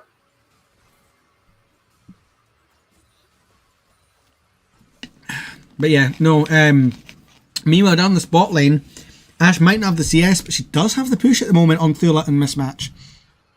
You know, Star and Wilbert, you know, Star the lowest ranked player on the red side team, but she's definitely performed this series and shows, you know, what she can do. Same as the Archer. But yeah, we can see though Linium and Teddy, as expected, having some of the highest CS, but Thula's getting close as well to that. Some high CS numbers in this match. Yeah. But you would expect that I wouldn't in the final. expect anything else. Yeah, exactly. Yeah, I'd expect that in the finals. Linium is really just poking out Dr. Duck here. Yeah, he's just doing what he needs to do, just poking away. Yeah. But again, Dr. Duck, I think you just have to weather the storm until you can get your Negatron cloak. Although Starshock is being caught out here, going for a ward. Thula is there. She will get feared, and she will fall. And now Velvet's in a really dodgy position, as we see in the mid lane on the map. We see Vanity looking to re-gank the Sea Archer. That's unfortunate.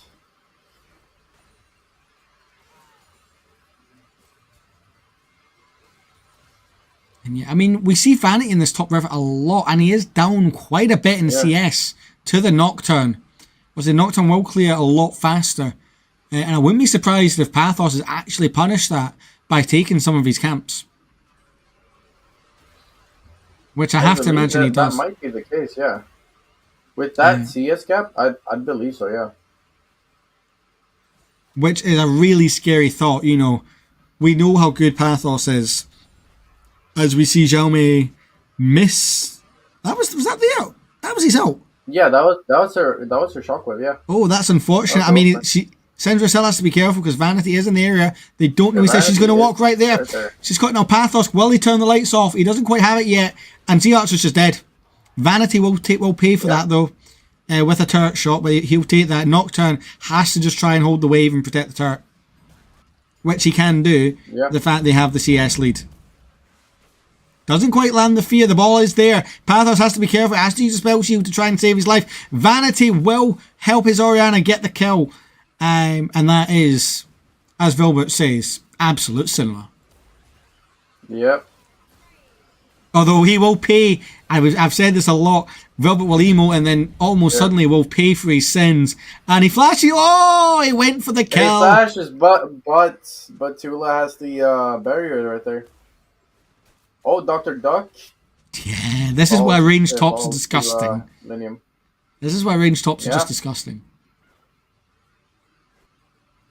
So yeah, 4 kills to 3. The gold is up and down. We're in a roller coaster. But Linium clear lead on the XP here. However, red side did get the warfare. And we see Vanity will be an explosive charge away. And Linium wants more. Linium thinks he can win this. He has got a 2-level. He's got a 2-level advantage. Dr. Duck is coming back. He has no backup coming, and Vanity will just pay. Make Linium pay for his overstep there. I don't think he needed to do that. He should have just been happy as the Ashe Hawk shot will come out. Meanwhile, Mismatch rooting up this Oriana in the mid lane, trying to help Z Archer pop out the ult. But Zalmay just is too tanky at the moment. See Oriole as well come out. It's all happening. They traded ult for ult with no kills. Just slight advantage in HP and wave state here. Yeah. So Oh, Teddy might fall here. He will live on a blinking health bar. Yeah, and now Mismatch is the one. Mismatch might fall here. Yeah, Rek'Sai. Oh my lord. Oh, Rek'Sai literally yeeted it towards that turret. We'll take a shot, and Pathos has to be careful because Dr. Duck is here as well. He hasn't got Mega Gnar. TP coming in from the Orianna. It's not enough. You see the lights turned off. Nord falls. Orianna is there, but she doesn't know where anyone is because of the lights out. Yeah, and just as it looks like Red Side are winning the fight, the goal goes right back up. This is what we wanted, though, a back and forth final match between Team 3 and Team 5, both of which... Indeed, this is what we want to see. You know, they've had it their own way this whole series, you know, when it comes to these matches. Problem is, you've now got Linium in the... Yeah, you've now got... top side, just attacking the turret. Well, that's it. You've got Linium on the top side. 3 turrets is not good. And he has Grubs. He has Grubs, and it's a Sigs on a tower. Meanwhile, we see Teddy getting rooted up by Mismatch, and not much more. We do have Syndra out, but he decides not to use it. Nautilus does have his out as well. If it was me, I'd be looking to out this Orianna, try and bring a fight, because now reinforcements are here. Star and Vanity have joined the fight. Especially when Drake is up, I would have tried to get the Orianna out there. Yeah, you just need to get her out because she is she's going to be the problem. As Pathos, oh, I thought that was going to reset. I was getting triggered there. Close. That was close. Oh, Dr. Duck almost up in the back. I think even if that did hit right there, it would have been way too late. I think Linium would have still been able to back. He would have taken the damage, but he would have back to base anyways. Yeah.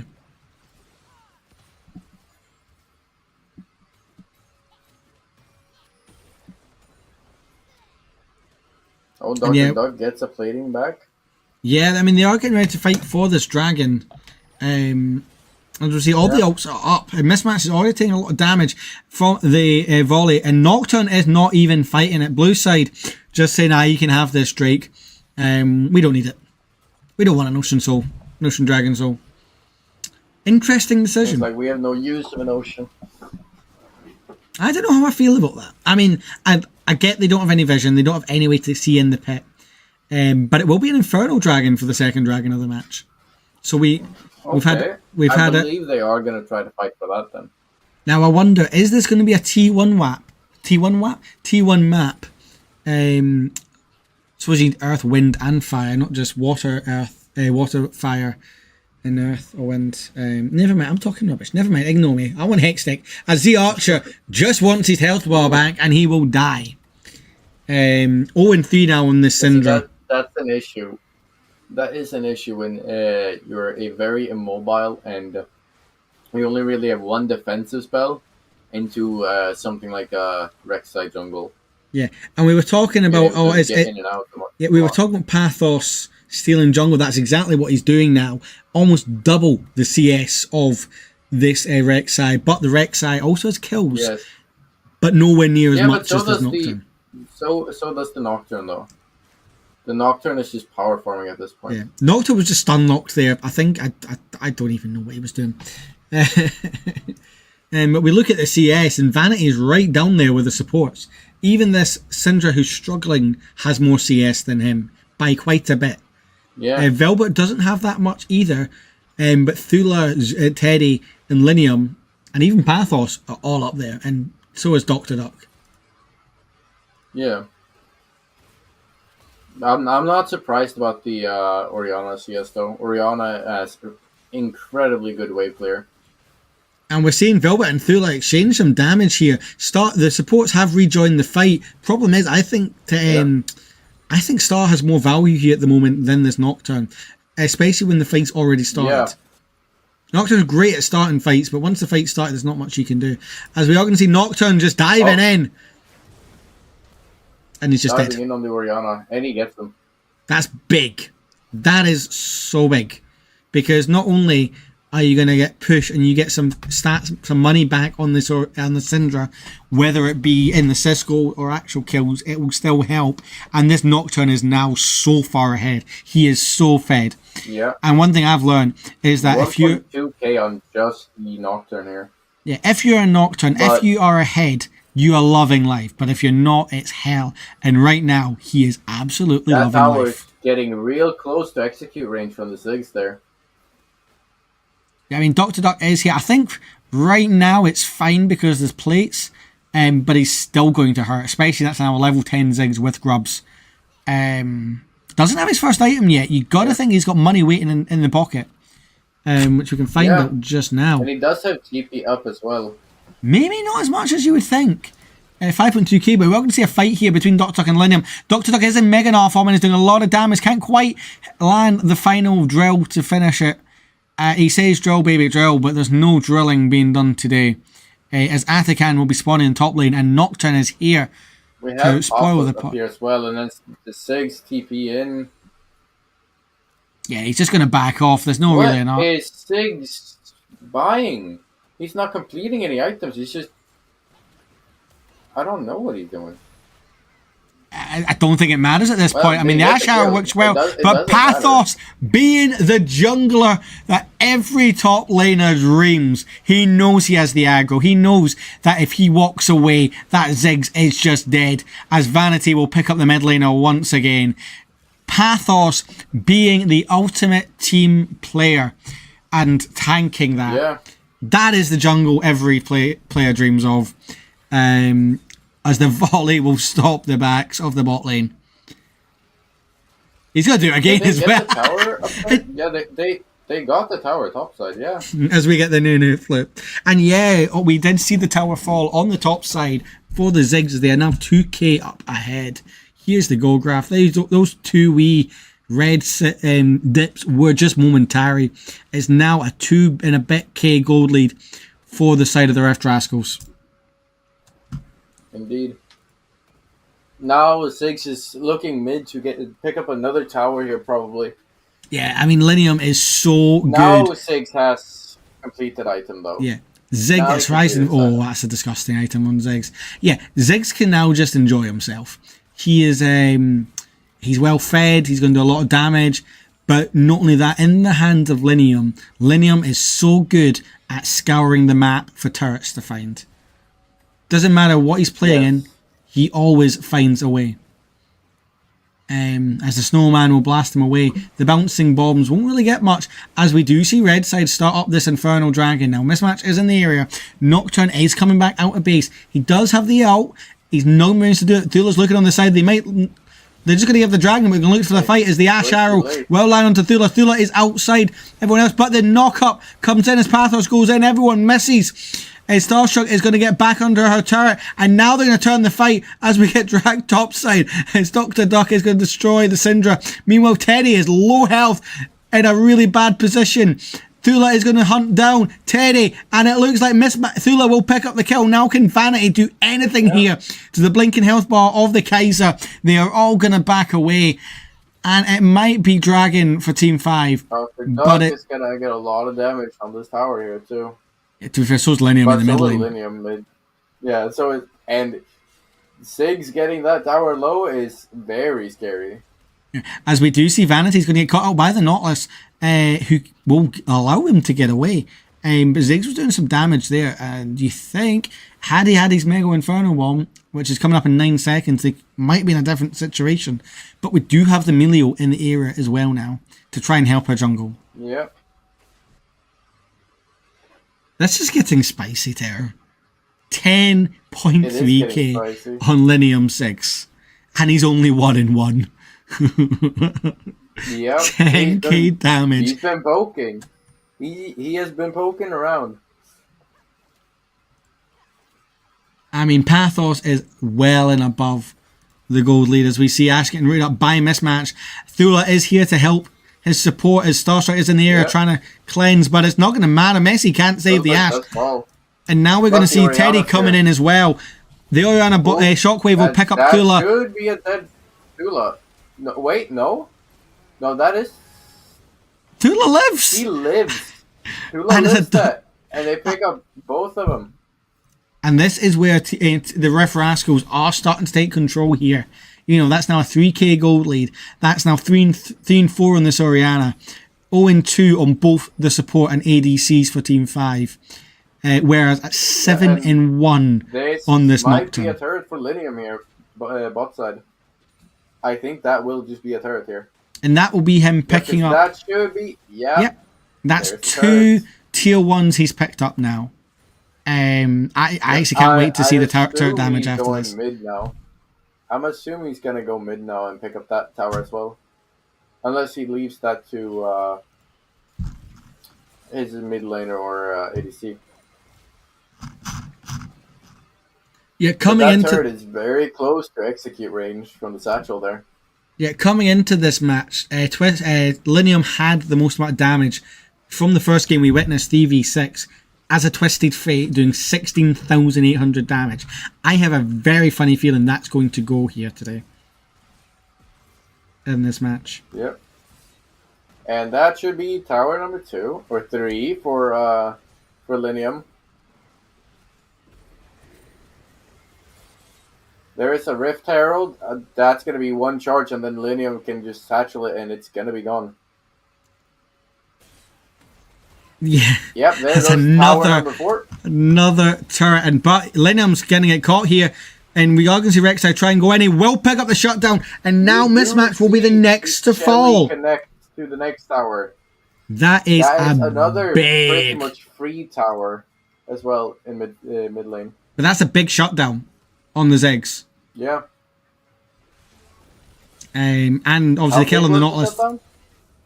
shutdown? Went to Was it a Rek'Sai. 1k shutdown? Yeah. It was a big shutdown nonetheless, and they are going to get another turret as well. And we look at the goal graph, as much as it's still very much in favour of the blue side, they are chunking it down. What is... Blue is not doing anything about the situation here. They're just letting them take 2 towers for seemingly free.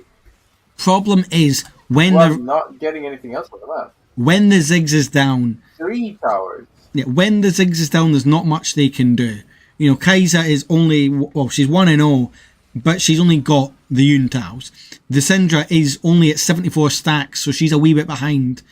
And the threat of the 6-1 Rek'Sai, the Teddy's Oriana, and even the Ashe Mila, who maybe are behind, but they will still output a huge amount of damage, as is shown here. Vilbert might be 0-2, but he is the second highest damage in the game. As Pathos will just start up the dragon. They know they're the Atakan. They know they're on it. That there's no way for them to physically get there. They have to concede the Atakan, which is a very dangerous thing to do. Now they spot out Linium, which we're going to get dragged to. Here we go. Teddy will spot him out. The flash has to go, and there goes the Enchanted Crystal Hour. Now they're going to collapse on him. Rek'Sai's looking there. The knock-up is there. He's knocked up again, and Linium will fall to the Rek'Sai. Now blue side look like they are going to get away. But this game, which was looking oh so easy, has become a lot harder. Thula's in a really rough spot here with Dr. Duck. And this is the ADC. Oh, never mind. Never mind. Thula just has the damage. We said obviously it was the Thula getting caught out, but maybe it was Dr. Duck getting caught out. As we see the TP from Oriana come to join the fight. Now Vanity is right here looking to do that. We see the Void Seeker go out. It will land onto Vanity, but they are just going to burn down this Hex Tech Dragon to give them soul point. And Mismatch has walked in because they need vision. They need to get in. Nocturne is in the area. He's looking for the steal. Won't quite get in enough time. He did have the ult if he wanted to yeet it. But we are going to see Mismatch tanking a lot of damage. Pathos looking for anything to try and go in, but Mismatch just has to run away. And he won't get away fast enough. That's 8-1 now on Rek'Sai, and she is mega. As we see all the wee life rafts. As we see the ult coming in from the Nocturne right onto the back line of Pat onto Starstruck. Trying to get the Melio. They won't get it. Now they're looking on the Ashe on the Velvet. Velvet will fall about double kill for the Nocturne. Vanity's next to fall. It's a triple kill for Pathos' Nocturne. And he might not be done as now they look on Dr. Duck. Pathos is Pathos is a man on the mission. He wants a quadra here, and he is going to get it. This Nocturne is online, and can he get the pentakill? And we see the Oriana number. Wait, he didn't get the quadra. It didn't count. Well, he might get it here. And the unofficial Penta, they're not going to give it. We're going to see Syndra steal it, getting her first kill of the match. But 11-1 now on this Nocturne. That is kind of scary. Yeah, this Nocturne is about to start hurting soon because that's another finished item for him. 12k gold now on this Nocturne. Match closely, say closely. I assume this is a power falling as well for Linium here. Yep. But he's going to pay for it with his life. Gets hit by another Ash Arrow. Yeah, we see the Enchanted Crystal, and Linium's just dead. He's just dead. The Melio and Starshot, the Super Mega Inferno Bomb will not pick up anyone, as Vanity will get another kill. 9-2 now. However, Velvet will trade his life in return. Up another one. This is just chaos across the Rift, Terra. Yeah, it is. It's getting a bit sketchy on both sides. They were coming back. But Pathos is getting real strong, and so is Linium. Even though Linium doesn't have the most amount of kills, he is still really strong because of the amount of gold that he's gotten from turrets and farm. Well, he has a lot of assists as well. Well, that's the case. Teddy is the second highest. Is the highest on his team in gold, or at least in terms of advantage.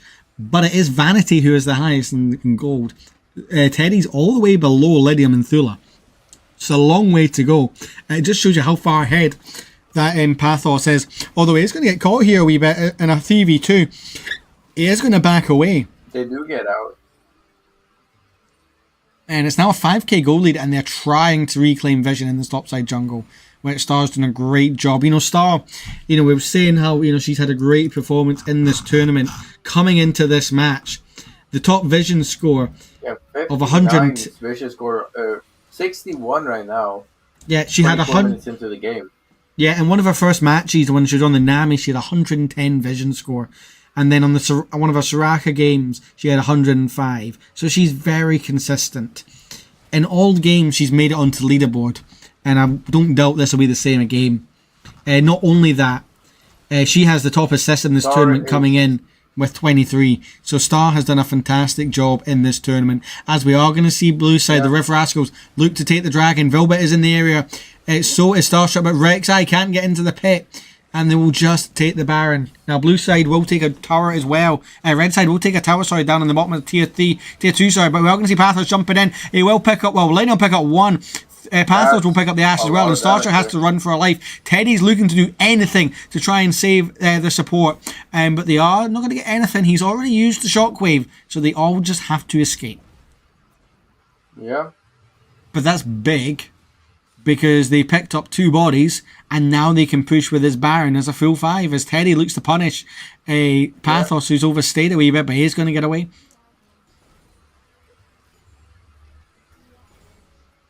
Yeah. This is getting a bit sketchy for Red side here. You're now 6.5k down. Yeah. You do have Soul Point coming up in 50 and 45 seconds, where you have had utter control of that pit. And realistically, you still have the vision from Star, so they are going to have to walk into you. As blue side, though, they should have complete control of this pit now, as they're going to take the Baron infected Scuttle. They're taking the crab. But Teddy is just probably going to move on down on this top side. He does have TP up if they want to fight it. But if you're red side, you just want to put pressure everywhere else on the map. This dragon isn't theirs. You have no control over bot side. They have push on wave. They can get it in a second in mid as well. So you have to try and do something top. And hopefully you drag someone with you. Yeah, we see here Vanity is up top as well here. Yeah, and they're just going to dive the Syndra. Should just be Steve falling, yeah. Meanwhile, we see Ash trying to hold off this mid wave, and that's a turret for the first dragon. I think if you're red side, you'll take that, as now Thula's looking to fight Vanity here. Vanity is 2 levels down on this Kaiser. I don't think Vanity knows there, even though he's so fed. But will get away without having to pop the Starets gauge. It's a really good situation for him. He is going to get the back now, as Ziggs is now there as well.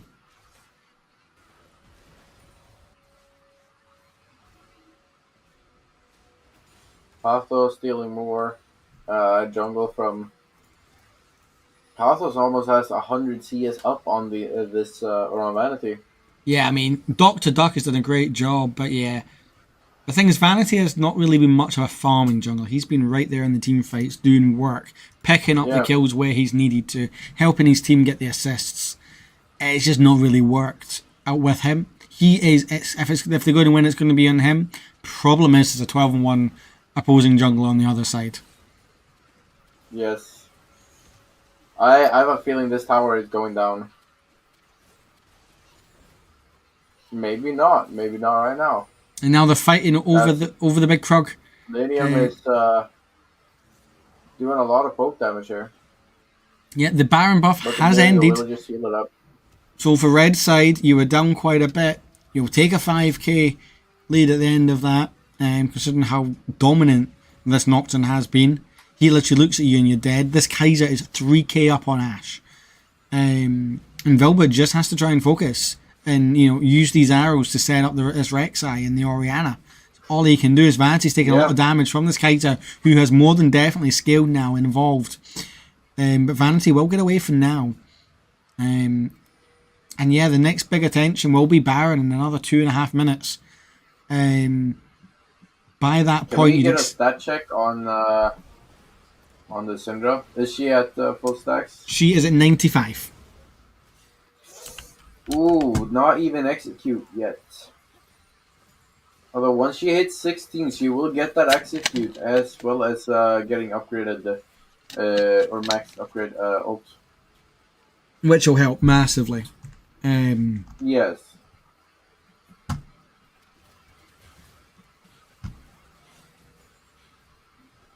But it looks like we're setting up for a big team fight here. Both sides collapsing here.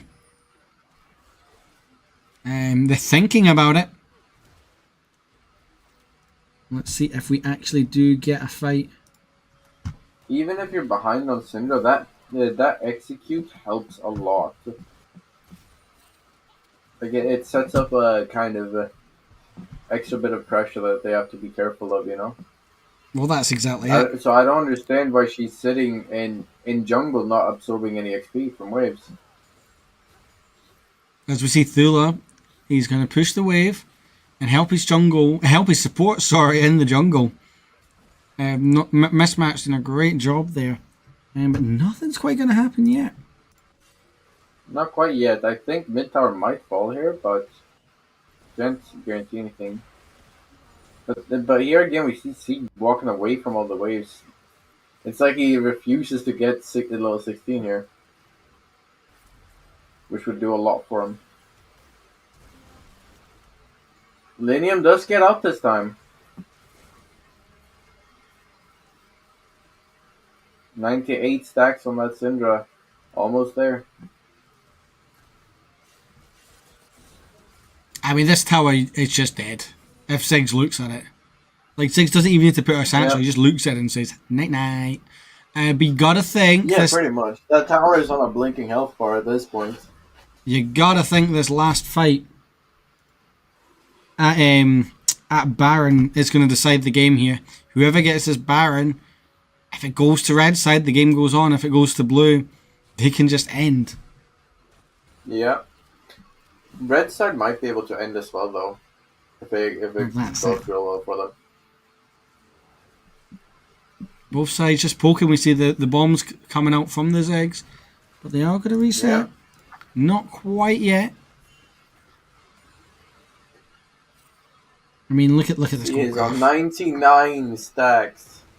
What more is he? Come on.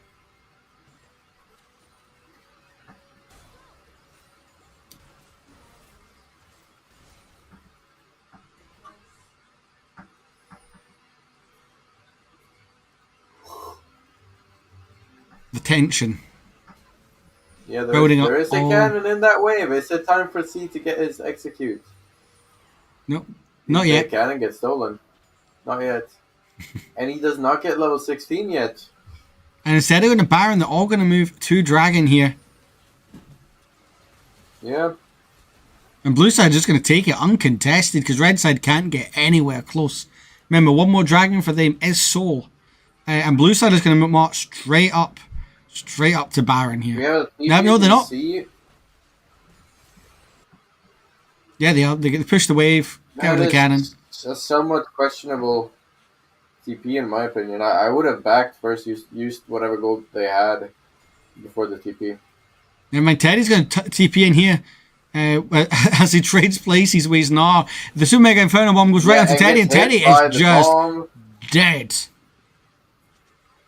He is fine level 16. That means he has the 100 stacks for the execute as well as the upgraded ulti. And this should Banshee just... is lurking in the shadows, trying to get vision here. See if they He's going in. He's in the pit. He doesn't quite get the smite though, and he's going to pay. Quite. And he's going to pay for it with his life. Pays for it with his life, yeah. Because now, blue side, they can now just walk it. And the Rex side, their two strongest members are down here, and they're into a 3v5 with against the Baron buff. It's been a hell of a game. It's Nocturne turns out lights, and he's just going to yeet it right in for the Super Mega Inferno Bomb right onto the Melio. Melio will go down, but so will the Nocturne. Velbert and Dr. Duck will follow suit as Ash gets her first kill. And ladies and gentlemen, with that, we have our winners. Congratulations to Linium. I don't think there's much the Soriana can do here. No. I think all that's left to say is... He's coming up in a second as well.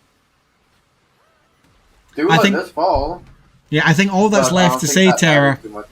I think all that's left to say is congratulations and a big GG's to Linium, who is going to die with a shutdown, but it's not going to matter to Linium, Pathos, Archer, Thula, and Mismatch for winning our Nemesis Draft tournament. And Tara, what a game that was. Indeed, that was one hell of a game to watch. It was very exciting. Well, congratulations. And I can confirm that in that match, where's this damage to turrets here? This is what I want to see. Damage to turrets. Yeah, I'm curious about that too. 18,000 on the Jing. 18,000 damage to towers. Which is crazy. But due to how long it's been a stream, guys, we are going to wrap it up there. Thank you to Tara and Expert for joining me on the desk, and I hope you've enjoyed it. Thank you to all the players for taking part. Commiserations to those who didn't win, but congratulations to the Ref Rascals. Yes, indeed. And with that, the next entertainment you'll have on this channel will be the moment you've all been waiting for. It'll be our Fearless Draft. Tune in next Sunday, and we'll see who gets drafted. But for now, catch you soon. Bye-bye. Bye-bye.